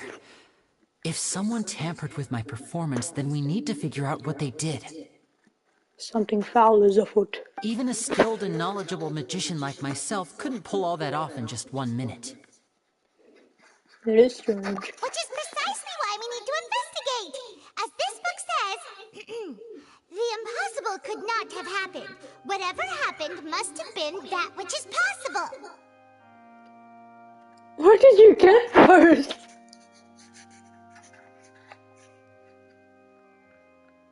Paimon bought them when we were reading at the bookshop in the city earlier. Pretty cool, huh? Where were you hiding them? Don't worry, Paimon used her own savings to buy them. It wasn't from our travel funds. You have savings? I think they look cute on you, Paimon. She's smiling. You have good taste, Lynette. That's the right attitude. Feeling depressed isn't going to help me now. I need to get back to my normal self. But with the guards watching our every move, it's going to be especially difficult for Lynette and I to prove our own innocence. Good thing you agreed to be our attorneys. Thanks for that. We'll be counting on you. I got you, fam. Yes, thank you so much. I won't let you down. Yeah, just leave it to us. Can you keep those on, please? Please keep them on. Oh, since we're going to start investigating, Paimon has a question first. Where did Lynette go during the performance? Ah, well, I'm afraid that would involve some of our essential trade secrets as magicians. The secrets behind our magic are past saving, Linny. I suppose you're right. The truth behind our tricks is going to be important evidence that will be weighted during the trial. 'Tis truly a pity. As a magician, our magic show is a work of art. We've poured countless hours and spared no effort in perfecting it. But if revealing our secrets will help you uncover the truth behind what happened, then it will be well worth it. We should go somewhere else if we're going to discuss our magic tricks. We'll go speak with the guards, and in the meantime, you can go investigate the stage and the seating areas. Alright, let's go have a look while the investigation teams are still here. Detective Paimon is on the case!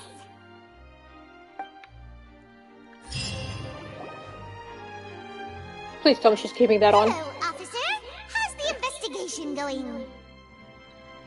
Where are the attorneys? I see. You must be the traveler that Lady Farina mentioned. Listen, I'll be perfectly honest with you. I'd avoid getting mixed up in this whirlpool of a mess if I were you. Huh? What do you mean? Come with me and you'll see. Are we gonna see the dead body? The deceased is one of Linny's assistants, named Cal. Even though he hadn't joined the troupe long, he was hardworking and everyone generally liked him. The assistants are usually in charge of setting up and inspecting the props, as well as assisting with the show and keeping the crowd engaged. As you probably saw when you were in the audience, the water tank suddenly fell and smashed the box with Cowl inside it. Wasn't the girl supposed to be there? This is the real mystery. We've already searched the scene and were unable to find any traces of the girl. However, if you look carefully, the box was positioned directly under the water tank. The ropes holding the tank were then burned by the pyrotechnics on stage, causing them to snap. All these factors lining up so perfectly makes it hard to see this as a mere accident. If anything, the more logical explanation is that the whole incident was intentionally planned, and Linny is the most likely person to have access to all these areas. But he doesn't have a motive! Are you both good friends of his? Well, you can't say we're good friends, but we've known each other for a little while. So in just a short time, he was not only able to win your trust, but even convince you to act as his attorneys. I know there's no such thing as magic. The real trick of a magician is holding the audience in the palm of their hand. I've seen a lot of cases, and I can tell you that people are the least reliable kind of evidence. That's not always true. Sorry, I tend to be pretty straightforward. Just know that I'm warning you for your own good. Okay. Anyway, you may investigate the scene of the crime yourselves if you're curious. Who knows, maybe you'll be able to come up with some new evidence.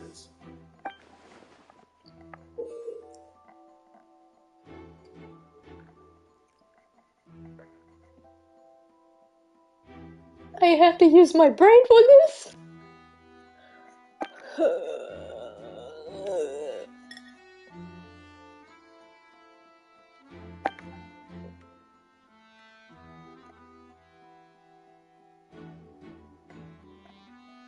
I am going to be a horrible detective.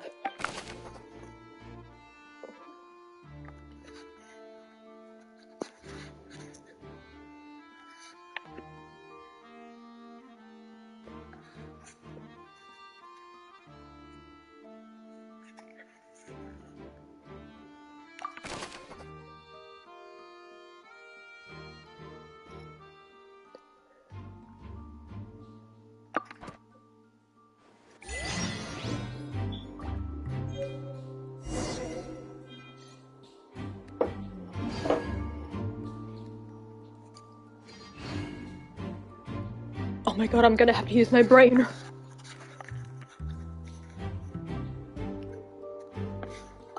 I'm not big-brained enough with this.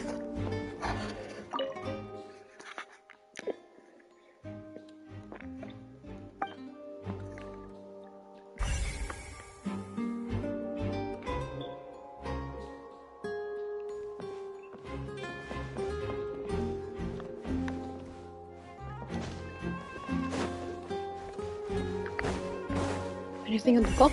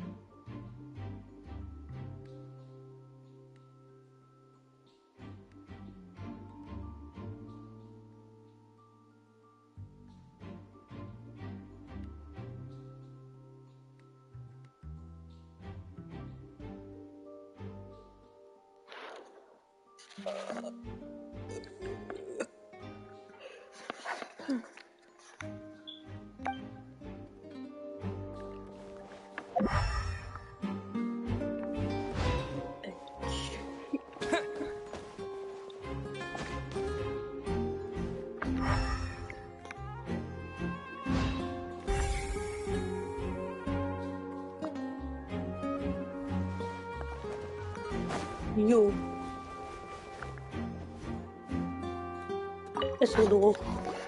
I see that you're investigating the area. Well, it just so happens that I'm interested too. If you find any new and interesting leads, be sure to share them with me, all right? Why? We don't have too many thoughts yet. Then why don't I tell you my hypothesis first? The way I see it, it all started with that loud thud.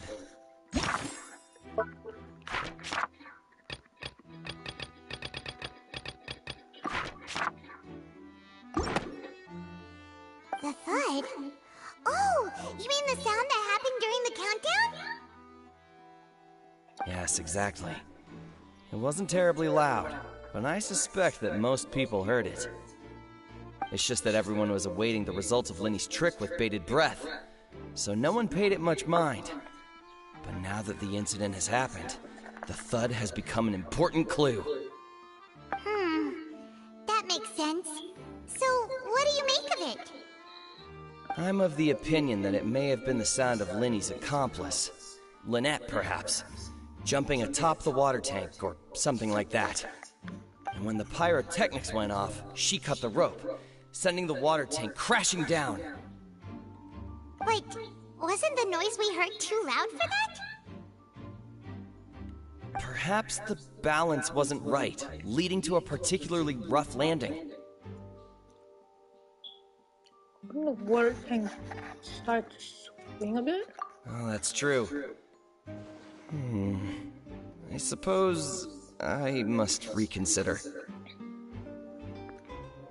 All the ropes would have to be cut at once for it to fall like that.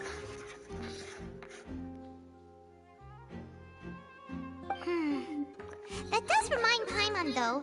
What was with that sound?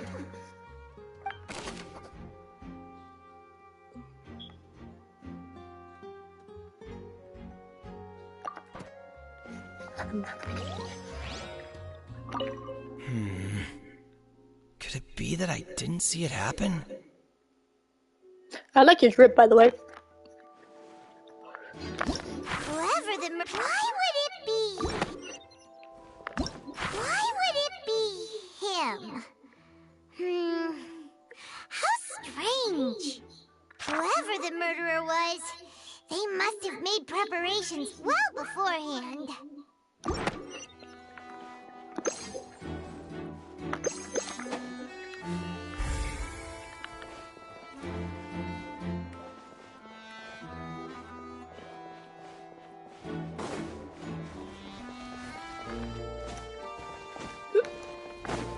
I can't get up!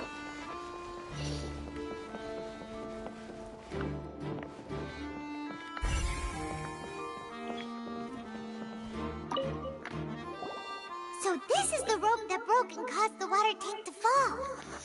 The rope looks pretty durable. How can it be burned through so quickly by fireworks?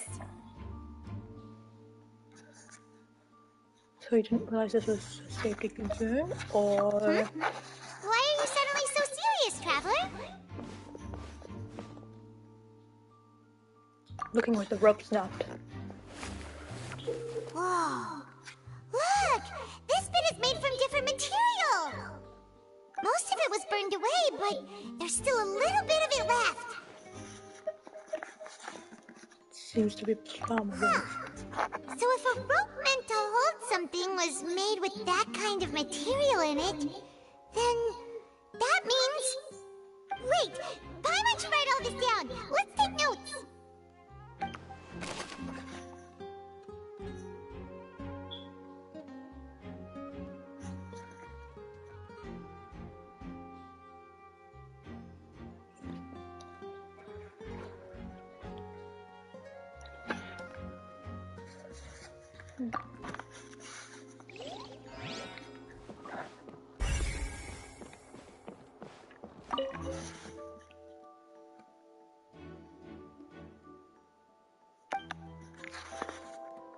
Jeez.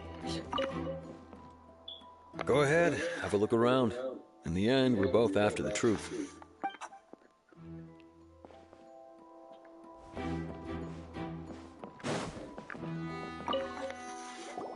Hello there! What are you investigating? Oh, this location has also been cordoned off because the Magic Troop members are currently considered prime suspects. The investigation team is still collecting evidence. The seats were all booked in advance, so we were able to deduce the missing woman's identity by checking the guest list. Sure, it's not like this is confidential information. We will publish it later anyway when we petition the public to help us find the missing person. Her name is Halsey. She's a painter from Fontaine who's made a bit of a name for herself. Apparently, she wasn't a regular at the Opera House, but she'd been feeling some pressure with her work lately, which made her decide to come see the magic show. The Magic Troop members all claim not to know her. We have looked into her social connections. It seems that she has no personal grievances or conflicts of interest with the suspects. Simply put, she wasn't related to the Magic Troop at all, which matches the features of the previous serial disappearances. Were the victims of previous cases also chosen at random? That's how it seems to us, in any case. Apart from the fact that they were all young women of around the same age range, there really weren't any other connections between them. Okay then. Thanks. No need to be so formal. If you do happen to see the missing girl, please be sure to contact us. It is of utmost importance that we get to the bottom of these disappearances.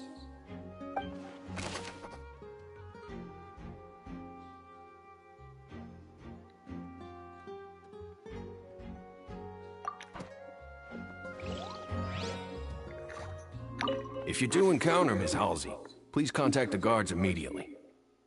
Okay.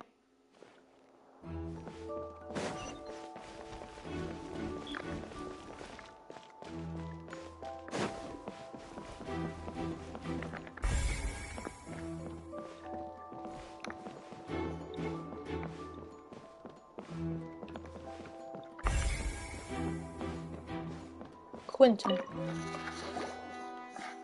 The investigation team has some new findings. Turns out there's an issue with the random number selector after all. See, I told you. What if the machine picked some big guy's seat? You think the murderer would have still made his move then? Sorry to interrupt, but we're helping Linny and Lynette with their side of the investigation. What were you saying about the number selector? There's something wrong with it? You're trying to help them? That'll be a tall order. Lenny used the machine to pick a random member of the audience during his performance, right? The lucky girl that later disappeared. Well, we thought there might be a serious problem with the machine, so we had it taken away for further inspection. It turns out that the seat number it picked wasn't random at all. The machine picks that same number every time. I'm sure you already know that you have to make a reservation in advance to get a seat, regardless of whether it's a trial or some performance. In other words, Lenny knew who would be sitting where from the very beginning. That much checks out. Lenny reserved our seats for us, too. Bet you see why I was saying it'd be tough to make a case for Lenny. Thanks. Even though it's bad for Lenny's case, Paimon had better write it down.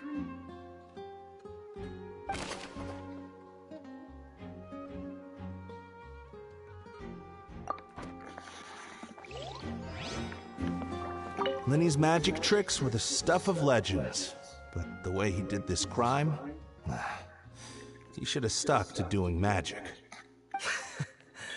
Look, doing magic tricks is one thing.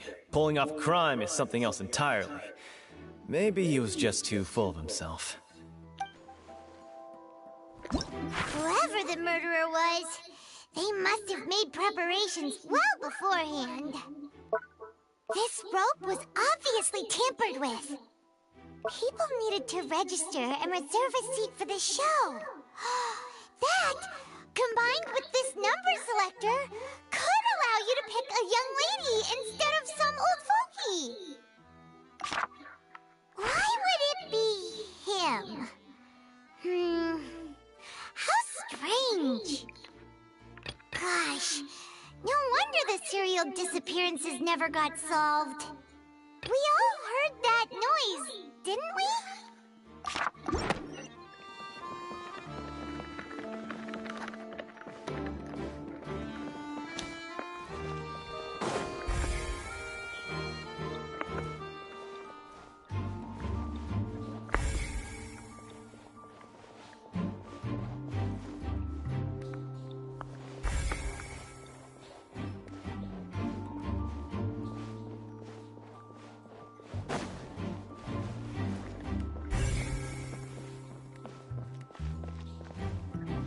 Lenny's still talking to the guards. It seems he'll have a lot of explaining to do. I think someone will be assigned to monitor us later, but that's alright.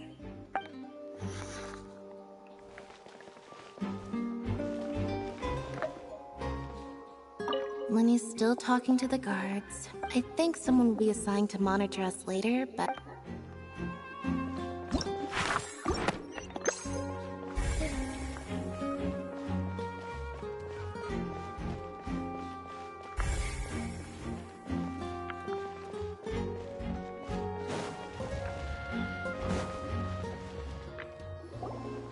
Hey, you! Yes, both of you! Over here! I've been keeping an eye on you for a while now. Hello. Huh? You mean us? That's right. If I'm not mistaken, you're also among those who wish to cut down the thorns and pursue the truth.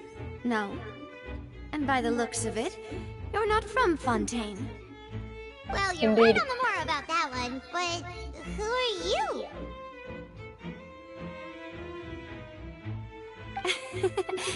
Have you never heard of the Spina di Rosula? From mediating disputes and providing protection to solving conundrums, you name it, Spina di Rosula does it. And I, Navia, have the honor of being its renowned president. Hello, pretty. Though those who play by our rules call me boss. I'm Silver, her attendant. Pleased to meet you.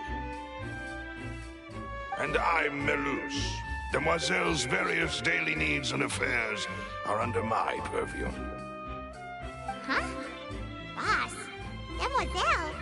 What gives with the names? Well, I am the second generation president. Melus and the others are still used to my previous title. My apologies, Demoiselle. Should you prefer, boss, I will endeavor to use that instead. No, no need. You don't have to call me boss.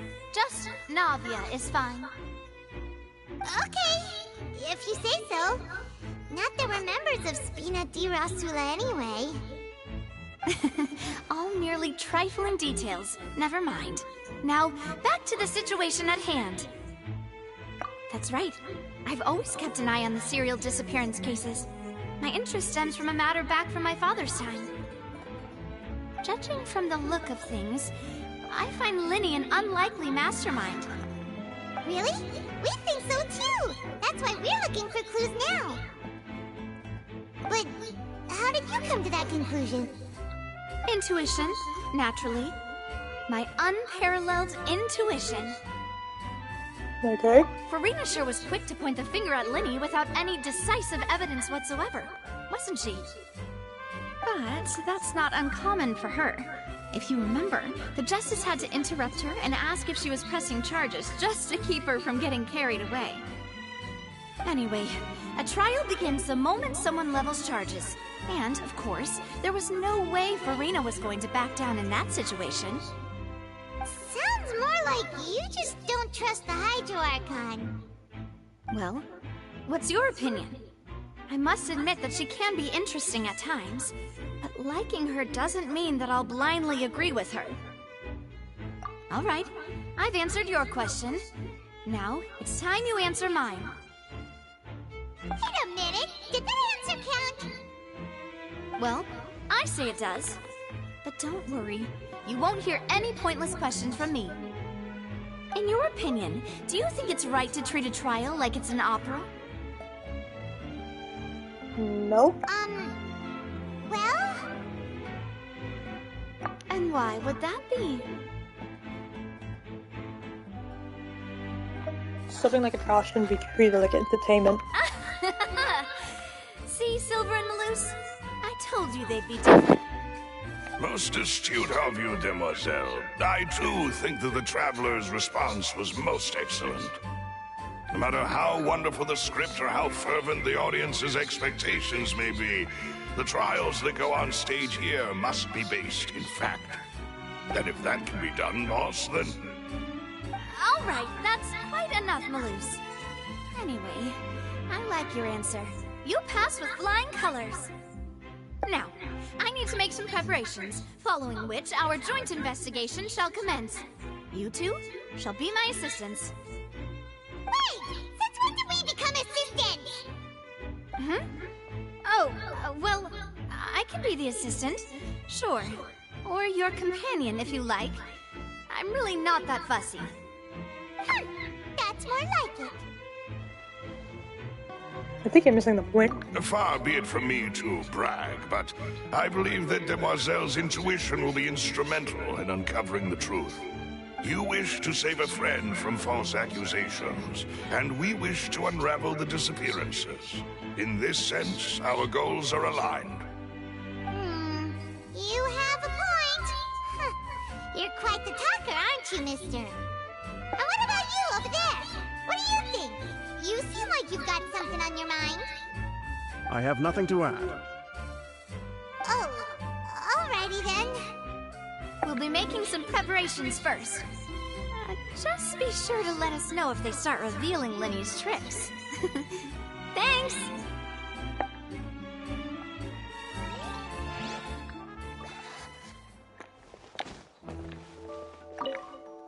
Speaking of that, I think magic shows would be very popular in Poisson. I can see that. Maybe I should try to learn some magic. If I could make things disappear, cleaning my room would be a cinch. You need not worry about such things, demoiselle. That falls under my duties. Oh, right.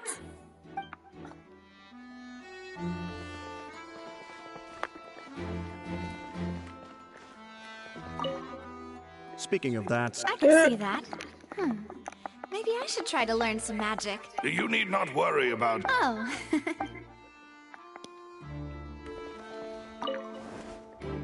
Oh, I can't sit on the edge. No. Speaking of that... I can see that. Maybe I should try to learn some magic. You need not worry about... Oh. I'm leaving. Hello, Melusine. Sorry, but no one can freely enter or exit the Opera House at the moment. If you wish to leave, you must register your identity with us first. Stop mashing the button. I can't. I'm a button masher. No, we're not leaving. We're representing Linny and Lynette as attorneys, so we're investigating the case. Were you always guarding this entrance? Yes. After the Chief Justice gave the order, everyone coming in or out must undergo a strict inspection. So, the missing girl couldn't have left from here. At least, not from that point on. What about during the show? I doubt there was much opportunity then, either. How can you be so sure, Well, because I was in charge of security near the entrance at that time. I couldn't see Linny's performance from here, which was quite a shame. Just my luck. But still, I did not abandon my post, and I stayed put no matter how loud the applause was. If someone had so much as even approached the door, I would have noticed it, let alone if they had tried to leave. We Melusines are good at that sort of thing, you know. So, it's safe to say the girl couldn't have left through here. Alright, thank you for your help. This will be useful info.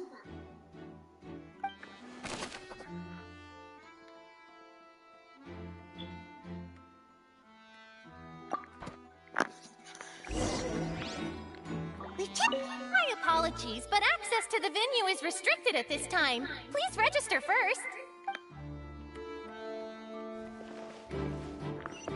No! Shall we? Ooh, things are getting interesting, huh? We're about to see how magic is made.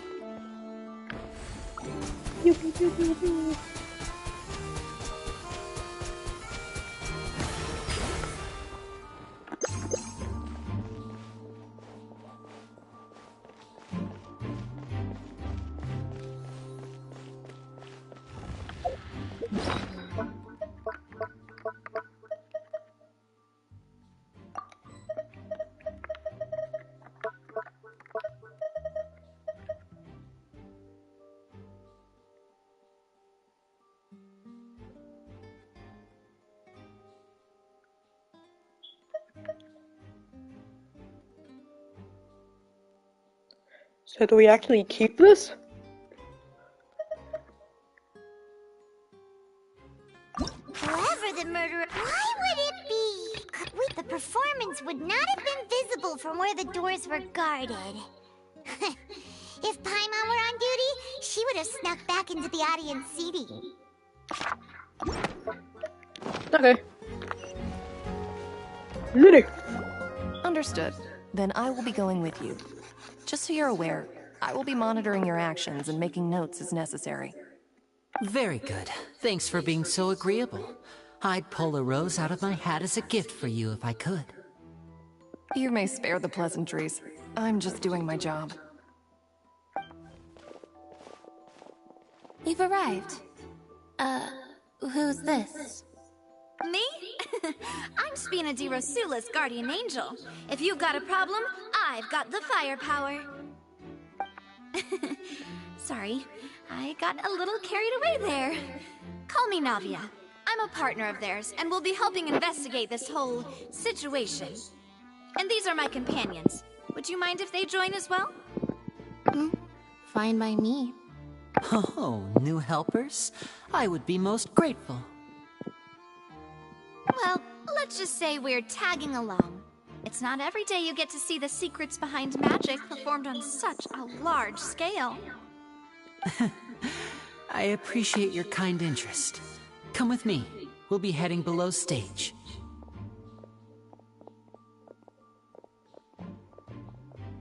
Huh? Below stage? Yes, a world of secrets is hidden beneath this magic box, prepared specifically for this switcheroo trick.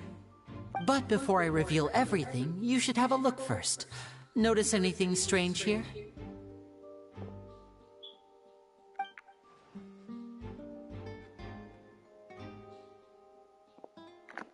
I'm not trying to be dramatic. Remembering the details of a trick will help you understand the methods used to perform it more easily.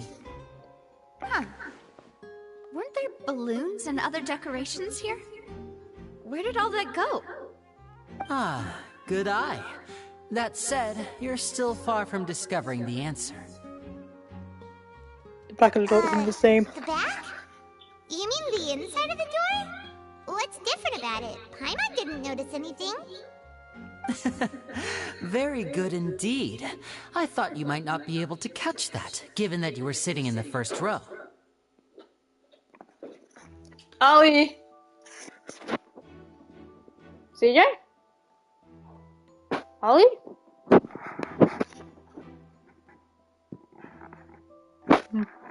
The back of this door was patterned. Those patterns are now gone, replaced by a smooth wooden board. Huh. So, if you put 2 and 2 together, what do you get? It's another box. Exactly. All right, let's go. I'll tell you how it works as we head down.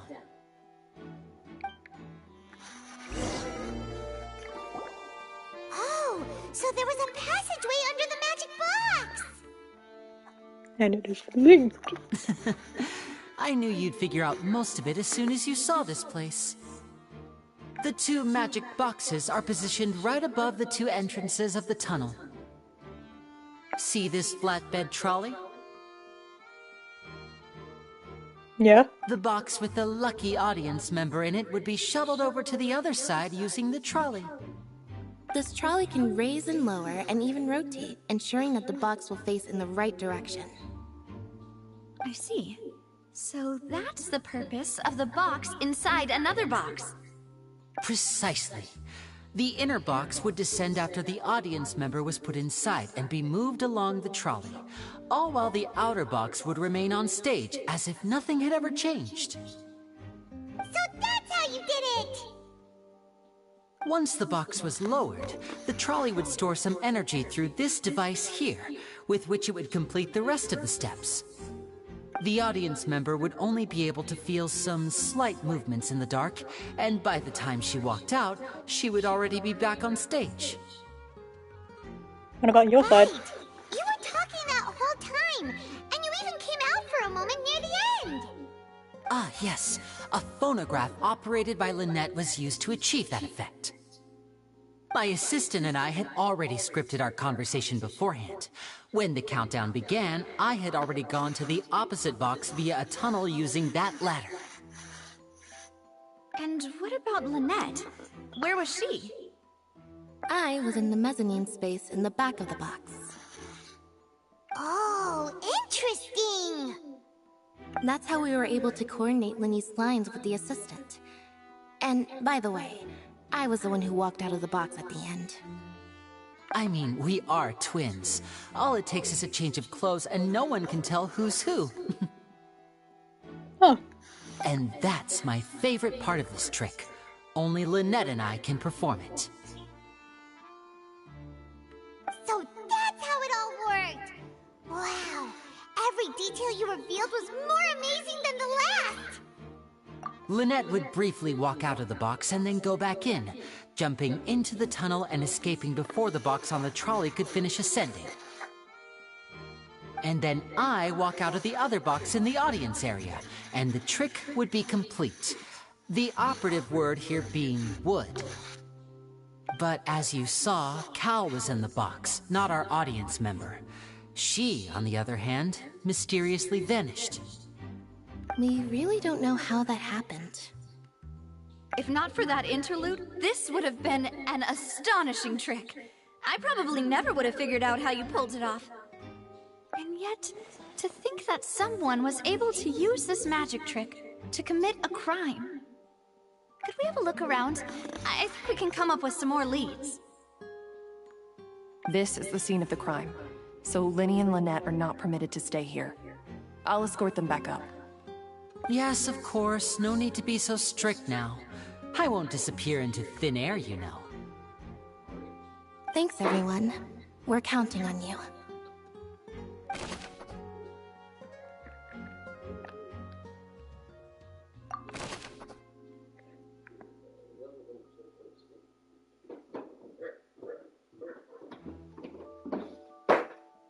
CJ!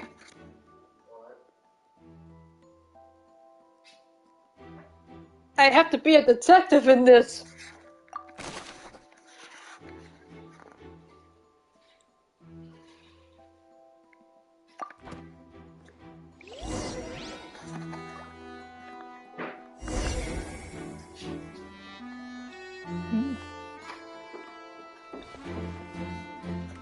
Wait, CJ! Can I have some?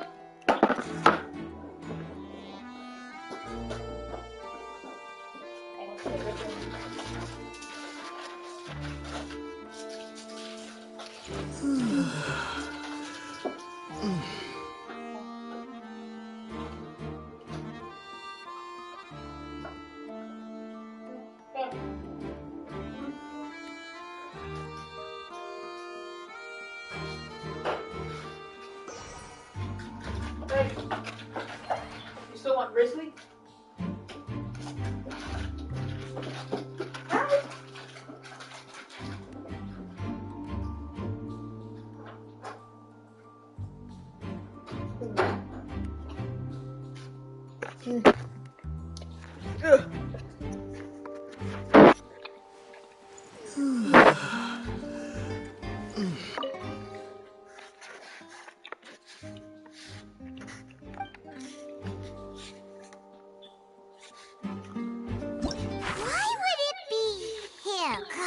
Well, there was no chance Paimon could have seen that the box had 2 layers. And that's why only the 2 of them can perform this trick. Digging a tunnel just for a magic trick? Whew, that must have been a lot of work.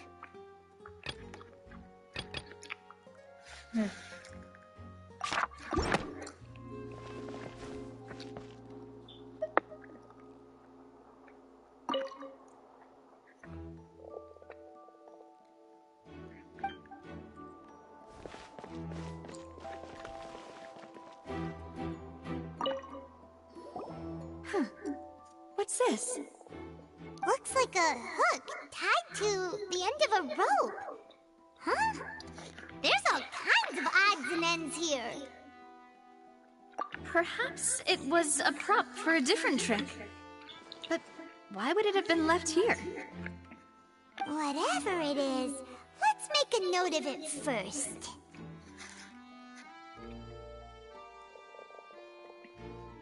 Paradox, did you notice Paimon?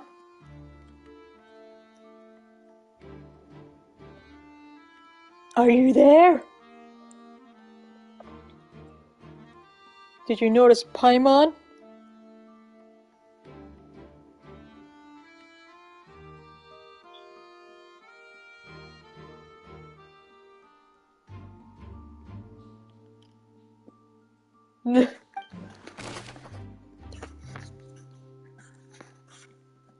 It is a murder weapon. Why would it be?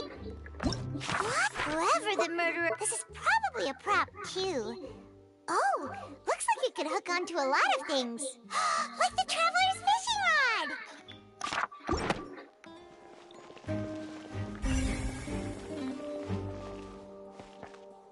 Days. The floor is wet. Please be careful not to slip. Me 5 seconds later. Whoa! Speaking of which, why would there be water here? Oh, Paimon knows! It's one of those tricks where you pour water into a jug and then flip the jug over only for the water to disappear. And here's a broken vase. Huh. Did the trolley knock it down while moving? That can't be. The trolley moves along tracks from start to finish.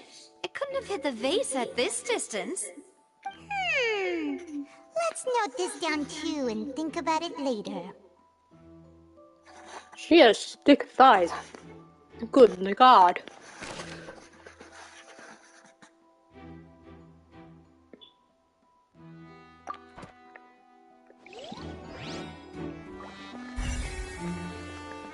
Who's that?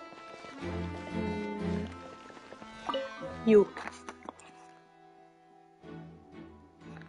She's thick.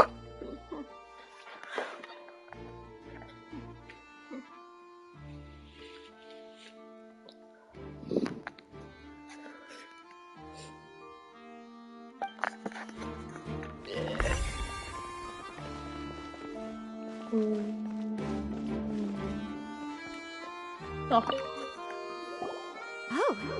these are the clothes that the lady chosen from the audience was wearing, right? Does that mean she's nude? Her clothes are here, but she's nowhere to be found.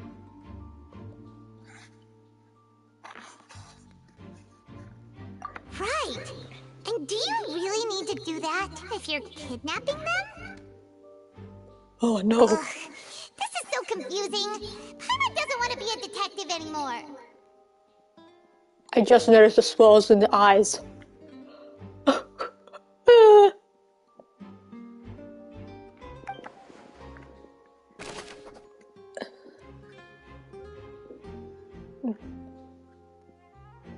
Oh no.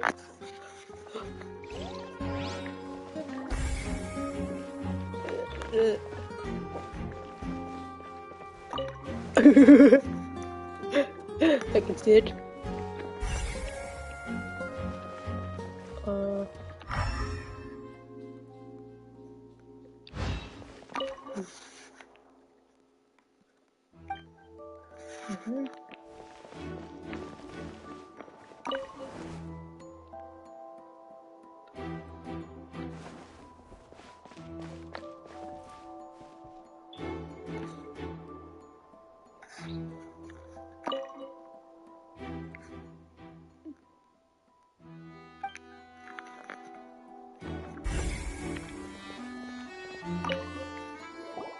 What is this place? It seems someone could fit through here. Huh. Could this have been the suspect's escape route? Alone, perhaps. But if they had to pull another person with them, the space would be too narrow. But there are no other ways in or out of here.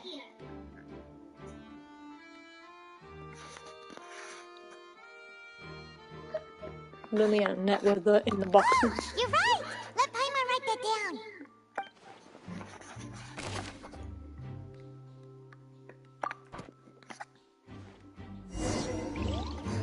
Seems we're just about done investigating down here.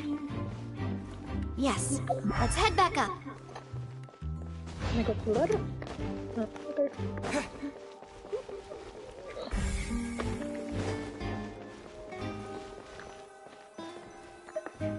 Return.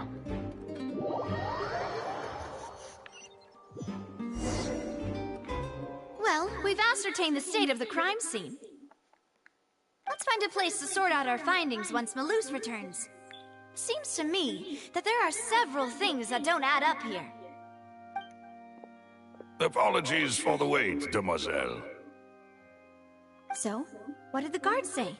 Did the criminal escape through the vent? They believe the odds of that are very low, since the vent leads to the Opera House's basement. The guards have checked the area carefully. No one left through the basement during the performance or after the incident, and no one was found hiding there. So the tunnels become like a secret chamber then! You know, like the kind you usually see in novels! The plot thickens. Halsey's disappearance and Cowell's death are both quite inexplicable. No wonder Farina was so confident in her accusation. All the current evidence points toward Linny and Lynette. In other words, the charges are very likely to be upheld unless we make some considerable progress. Charges and then trial. So if the charges are upheld, they'll announce a sentence? That's right. This is how a trial goes in the Opera House. During the proceedings, the Chief Justice and the Oratrice will hear statements from both sides. The Oratrice? That's right. This is how indemnitium is produced. The statements from both sides, the defenses from attorneys, witness testimonies, and even the audience's emotions will all be projected on the Oratrice. To put it simply, it's as if the Oratrice has its own will, and is a judge in its own right.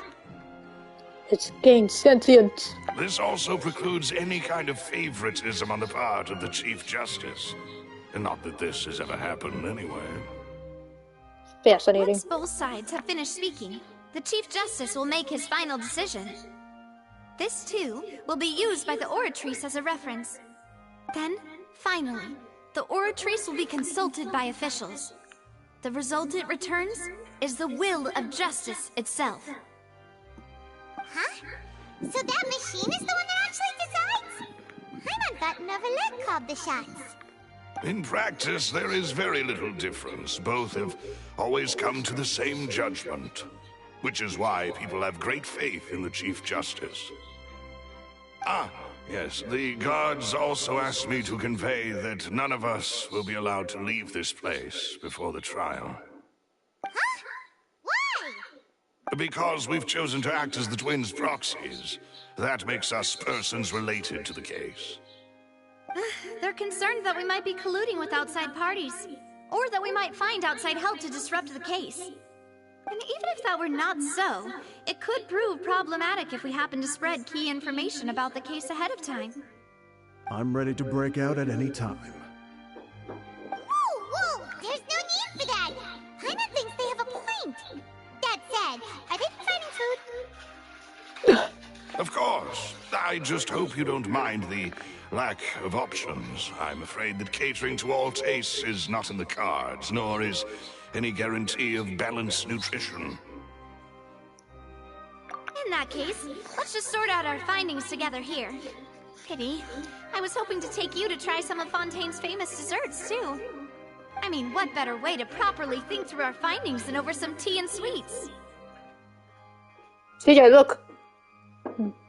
A new Geo character.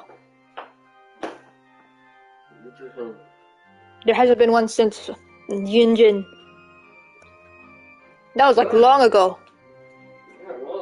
Yeah, like 2 years. Huh. Breaking out suddenly doesn't seem like such a bad idea after all. Paimon? Just kidding! Paimon will still do her best, even if there are no snacks. What do you mean, no snacks? Of course we'll have snacks. If we cannot buy some, then we'll simply make some. Huh? Here? But how? Understood, Demoiselle. Everyone, please come with me.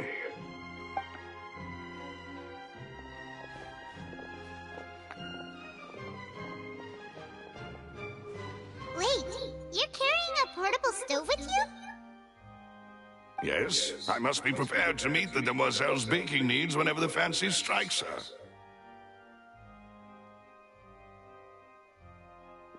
I have eggs, sugar, and almonds at the ready. Damn, they came prepared. Good work, you two. Then I'll get to it. Please sit tight for a moment. You'll get to taste my awesome snacks soon enough. These three are quite the interesting group. Must be a Spina de Resolés thing. And Paimon thought it smelled good while it was still in the oven! Oh, it's even better now. Paimon can't stop drooling. Damn. From the way you had these two guys carrying all that stuff around, Paimon thought you'd have them do more during the baking process. Wait, where did they get the couches and table? Did you pull that out of your pocket too? But you ended up doing the entire thing by yourself! Beating the egg whites, grinding almonds, everything! I was applauding. And I was giving encouraging smiles. That's not what she meant. Paimon was just thinking, aren't you worried about getting your fancy dress dirty beating egg whites and baking like this? Well, I don't think it's carved in stone anywhere that fancy ladies can only read books, sip tea, ride horses, and play the piano. I just really enjoy making snacks. I'm sorry, but what horses? We haven't seen horses for 3 years. Don't underestimate beating egg whites, by the way. It's a real arm workout. You also need to beat them to just the right consistency, or your macarons will crack. Anyway, give these a try, fresh out of the oven. There's 3 for each of us. Only 3? Why are you complaining? Well, Eating too many sweet treats might send all that sugar to your head. You wouldn't be able to think clearly about the case on a sugar rush, would you? Tea is ready to be served as well. This is Demoiselle's favorite, strong black tea with a floral fragrance that clears the mind and lifts the spirit. Why don't you take a break? No need for concern. I'm merely doing as I should. Okay. All right then. Down to business. As Paimon mentioned previously, the tunnel seems to be something of a secret chamber. However, we can assume that Linny and Lynette were not alone within it. Some criminal also occupied its sealed confines. The magician twins could have committed the crimes, of course, but they lack any logical motive. Exactly! Why would they do such a thing right when everyone was watching? Apart from them, The flower vase and the thud we heard during the performance could indicate some altercation between Halsey and the criminal in the tunnel, resulting in the shattering of the vase, the discarding of her clothes, and her abduction. Perhaps the criminal thought that since she was chosen from the crowd, she would be too easy to identify if she was still wearing the same clothes. Paimon thinks that makes sense, but the real trouble is... there's no evidence. True. None of the clues we found thus far support the existence of this third person. But the only people left to consider are both technically victims, whether it's the missing girl, Halsey, or poor Cowl. Huh. Could Halsey have secretly made modifications to the magic props in order to murder Cowl before making her escape? She has no way of knowing. That's right. And even if she had tampered with the setup, she would need to understand the entire trick to pull it off. Nor does she have any motive. The guard said that she has never had any dealings with the Magic Troop's members. Were we not thorough enough in our search? From the sound of things, this is turning into an impossible case. Your macarons are amazing though, Navia. They smell great! They're nice and crisp and super sweet! Don't! I'm gonna get hungry again! They are my specialty after all. And I see you've already had 5 of them. What? 5? Oh, that can't be right! Paimon only counted 3! Honest! Please don't worry about it. At my age, a few less sweets might actually be a good thing. No! Being greedy is one thing, but Paimon knows how to count. Besides, Paimon knows that if she ate too many, then others wouldn't have enough. It's fine. If you ate them, you ate them. Even you don't believe Paimon? How could you? If Paimon ate those 2 extra macarons, then may they turn into stone in her stomach! All right, we get it. Well, I suppose one of us might have gotten too engrossed in our chat and eaten them by mistake. No big deal. Malus, set up the stove again, if you would. Huh? What are you doing? Making sure everyone gets 3 macarons, of course. Does not need to do that. Exactly. We don't want to trouble you. As you wish, Demoiselle. Oh, And okay. I have the egg, sugar, and almonds. Again? Well, this really is your hobby, huh?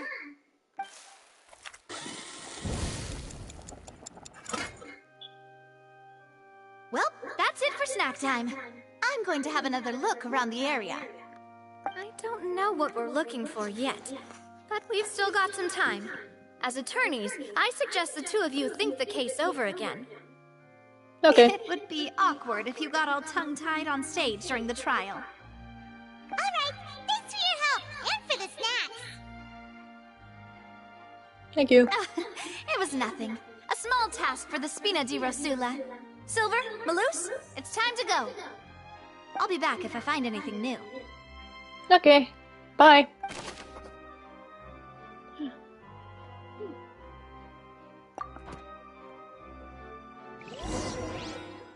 Alright, it's time to put our heads together.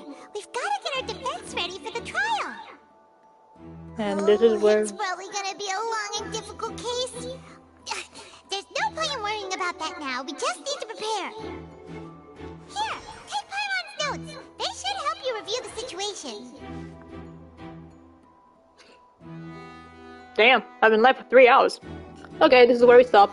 I'll do the trial tomorrow, maybe. Yeah, I'll see you.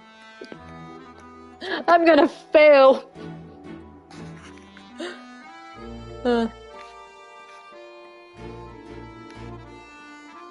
Okay. So yeah, I'll do the trial tomorrow and maybe stream a bit earlier if I can.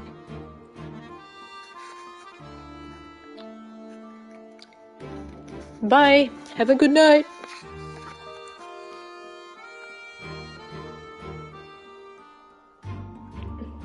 I got this. I don't got this. I have to be big brain.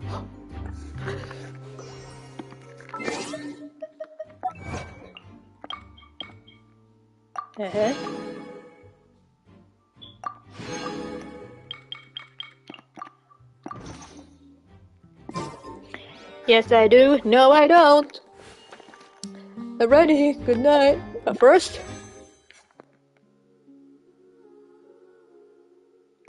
I want the weapon. Please!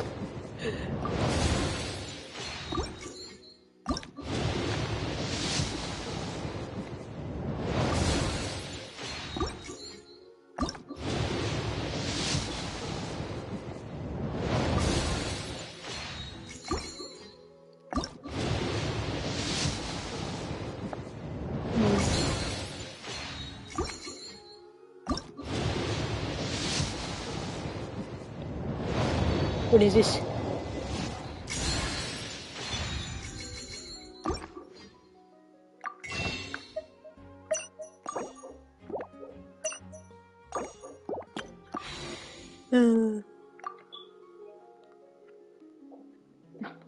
What was that? 5?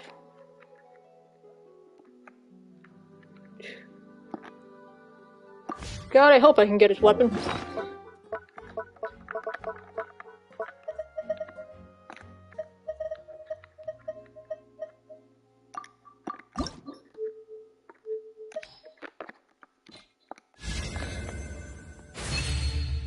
There we go.